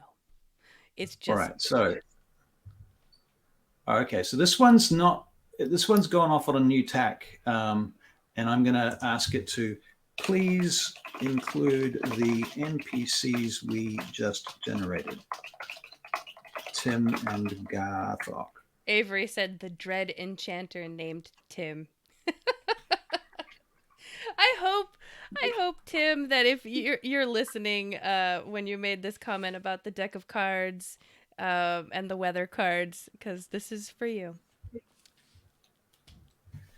Make the letter from Tim to Garthok. It was a lot of fun. Okay, so here we go. Parchment is aged and slightly crumpled, as if carried on many journeys. The writing is elegant and precise, bearing the marks of a skilled hand. Queen's Road, 15th of Shadow Moon, to the mighty Garthok. By the windswept cliffs and the roaring ocean, I, Tim the Enchanter, seek an audience with you. Word of your valor and strength has traveled far, reaching even the secluded towers of the Arcane Academy. I am aware that your passion lies in the heat of battle, and the clash of steel against steel is where you find your purpose. But I must implore you to consider a path less traveled, one that holds the promise of greatness and mystery. Beyond the stump overlooking the cliffside, there lies a trove of bent and mysterious coins, each holding a tale of ancient power and intrigue. I have studied these coins and sensed an enigma that piques my curiosity. Garthok, your might is unparalleled, and it is precisely that strength that I seek. Together we can delve into the secrets of these coins, unlocking their potential and discovering the source of their enchantment. The Queen's Road holds more than just battles and glory. It conceals the whispers of forgotten ages, waiting for those willing to listen. I propose a meeting by the stump at the setting sun of the 17th of the shadow moon. Our encounter shall remain concealed from prying eyes, for we must tread with caution. I understand if the allure of battle calls to you more loudly than my plea for knowledge, but know that I extend this invitation with sincerity and purpose, with the utmost respect, Tim the Enchanter. Now, we can add another modifier like Tim hates Garthok. Tim has a low opinion of Garthok. Right. I'm going to just add that. Tim has a low opinion of Garthok. Okay, so let's see how that modifies the letter. I mean, you can see that it's not just the AI. We are producing these prompts, right? It's not the AI spitting out something by magic. Right. Okay, to Garthok, it has come to my attention that your reputation as a mighty barbarian precedes you. I, Tim the Enchanter, cannot deny the strength that lies within you, though I find myself questioning the depth of your intellect. I admit I am surprised that you can read this letter at all, for I assumed that handling anything other than a weapon was beyond your capabilities. Alas, appearances can be deceiving. The Queen's Road is not merely a battleground for you to indulge in your brute force. It holds secrets of arcane power that would be wasted on the likes of you. However, in my pursuit of knowledge, I have concluded that your physical prowess may serve a purpose. Beyond the stump, overlooking the cliffside, you will find a collection of bent and mysterious coins. Their enchantment is undeniable, and yet I suspect they are beyond your comprehension. Still, I see an opportunity. Your strength combined with my intellect could unlock the secrets of these coins. Consider it an offer to be of some use, as your skills on the battlefield will do little to uncover the true mysteries that lie ahead. I propose a meeting by the stump at the setting of the sun on the 17th shadow moon. Do try not to get lost on your way there. With regards to the Enchanter. So it's taking every modifier that we add to it and it's cleverly integrating it. It's not just, it's pretty smart. I mean, I don't know, I'm impressed. No, I think that's great. And it's giving me a bunch of ideas. Like you said, these are letters that could be found. Now, my mom in the chat said something about what about a small amulet containing a bit of moss from the stump that has healing properties? That might be. So now, you're doing this. I was going to say, in my world, I didn't see it with moss on it, but the amulet. Give it as an exercise for now, I guess. Yeah. Just to see. My brain's already like, oh, what if someone had a bent coin from the stump that they turned into a necklace or amulet that they gave to somebody, and now you get that bent coin / necklace as a prop that now leads to the mystery of we need to find the stump, we need to find the letters, who did this, who killed this person, or whatever, Okay, I'm typing in include small amulet that has the bent coin on it with moss and healing properties. Okay, that's the prompt. All right, okay. Let's see what it comes up with this time. So it's generating. The parchment is aged to Garthok. It has come to my attention that your reputation as a mighty barbarian precedes you. Tim the Enchanter cannot deny your strength. Questioning the depth of your intellect, admit surprise. You can read. Queen's Road is not merely a battleground. Blah blah blah. Include the. So that's all the same so far. Beyond the stump, overlooking. I suspect that they are beyond your comprehension. Still, I see an opportunity. Intellect. Blah blah blah. Unlock the coins. Skills on the battlefield as a gesture of goodwill, though I doubt you understand the concept. I have enclosed a small amulet with this letter. It bears one of the bent coins enchanted with moss of healing properties. It might be useful given your penchant for recklessness. I propose a meeting by the stump. So it just keeps including them. I mean, you can keep detailing how you want them included, and that will continue shaping that letter. So yeah, it's amazing. Yeah. That's fun. Yeah, so just doing that just to help you build out some form of handout or prop or just to help you generate ideas even. I created a sect yesterday. Just by giving it prompts about where it was, who was in the sect, how the sect came to be. I used it to generate names, elven names, by giving it a bunch of last names. And then I asked it to find inspiration from media and literature to create a list of elven names using these as last names only. And it spat me out 100 fucking elven names that are all great elven names that I stuck immediately in my notes and said, right, now I've got NPC names up the wazoo. Yeah. Shit like. And they all are attached to family names too that are part of the canon of my world. Yeah. That's awesome. Yeah. So Yeah, I'm just really excited about this. So I know. sorry if I'm. No, that's great because I didn't have a building exercise, and I thought that was a lot of fun. I'm an ideas person, so while you're, doing all this stuff, my brain's like, okay, I've already got a few letters I can create. I've got a medallion or necklace, amulet, whatever, bent coin I can create. Yeah. All that stuff. Yeah, Yeah, for that's so sure. I cool. mean, obviously, you can sit there and write your own prompts and make it about your world, Right. but just to demonstrate to the audience as a group shared experience that we can world build together and come up with some shit. Yeah. So hopefully that was fun for everyone. I hope so. I hope Yeah. Tim was listening. So, Tim. yeah, Tim the Enchanter, which Tim. Avery did clarify was a Monty Python reference, which I thought sounded familiar. It's been a while since I've seen Monty Python, but Right. I have what a are the player called chances? Tim as well. So, anyway, folks, this has been a really fun episode. It's a little long. I apologize, but we had a lot to talk about, and we're very excited about our tools that we use. So, hope you enjoyed it. Again, please, as he said, remember to like, subscribe, share with your friends that you think might like it. Please check out our website. I think I saw that the link was in our chat earlier. And check out all that we have. Try to support us so that we can continue to make more content like this for you. Yeah. Yep. And if you like that video at the beginning, the D&D video, the one that they had that guy Russell somebody doing, you can go to that guy. YouTube. That guy, RKDM. That guy. You want to find him on YouTube and like and subscribe to his channel too, because he desperately needs your help. So yeah, thank you very much. All right. Yes, thank you. And then, as I mentioned before, this gets posted to YouTube, and please like and subscribe there as well. You can like us and subscribe on Facebook, but it would be great if you'd like and subscribe everywhere that you see us, so that you can help us grow, so that we can make tons more. And then open some new tabs. What?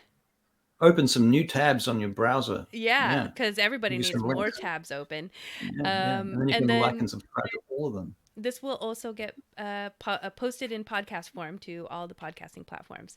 And then lastly, I always say, come find us on Discord. Please join our community in Discord. We have a bunch of creatives. We're always looking for more to help us come up with great ideas and be a part of what we do. And music videos. And music videos, yes. If you know anyone that has produces any kind of music videos that they want to share, that they want on our stream, that has anything to do with any kind of tabletop role-playing game, you've seen the videos we play. It's not like it has to be like... Yeah, I mean, it's sort of genre-related, fantasy adjacent type stuff. We'd love to have you on our, play your video on our show. It's free promotion. So just reach out to us on Facebook for that, or Discord. When's Doc coming back? I don't know. I didn't even mention him tonight, and I'm so sorry about that. Today has been slipping off the agenda slowly. I am, man. I'm losing it. I didn't have my Wheaties. I didn't have my Ovaltine. I'm aging myself. Oh no. Anyway, but as far as I know, he's going to be coming back soon. He's been teasing it, and we're just going to hang on and be patient, and we're going to celebrate when he comes back. Woohoo! Woohoo! So, good night, people. Yes, good night, everybody. We will see you next week. And as always, these days can be fun days when you talk nerdy with friends. It's good night from her. It's good night from him. Yeah. All right. Good night, folks.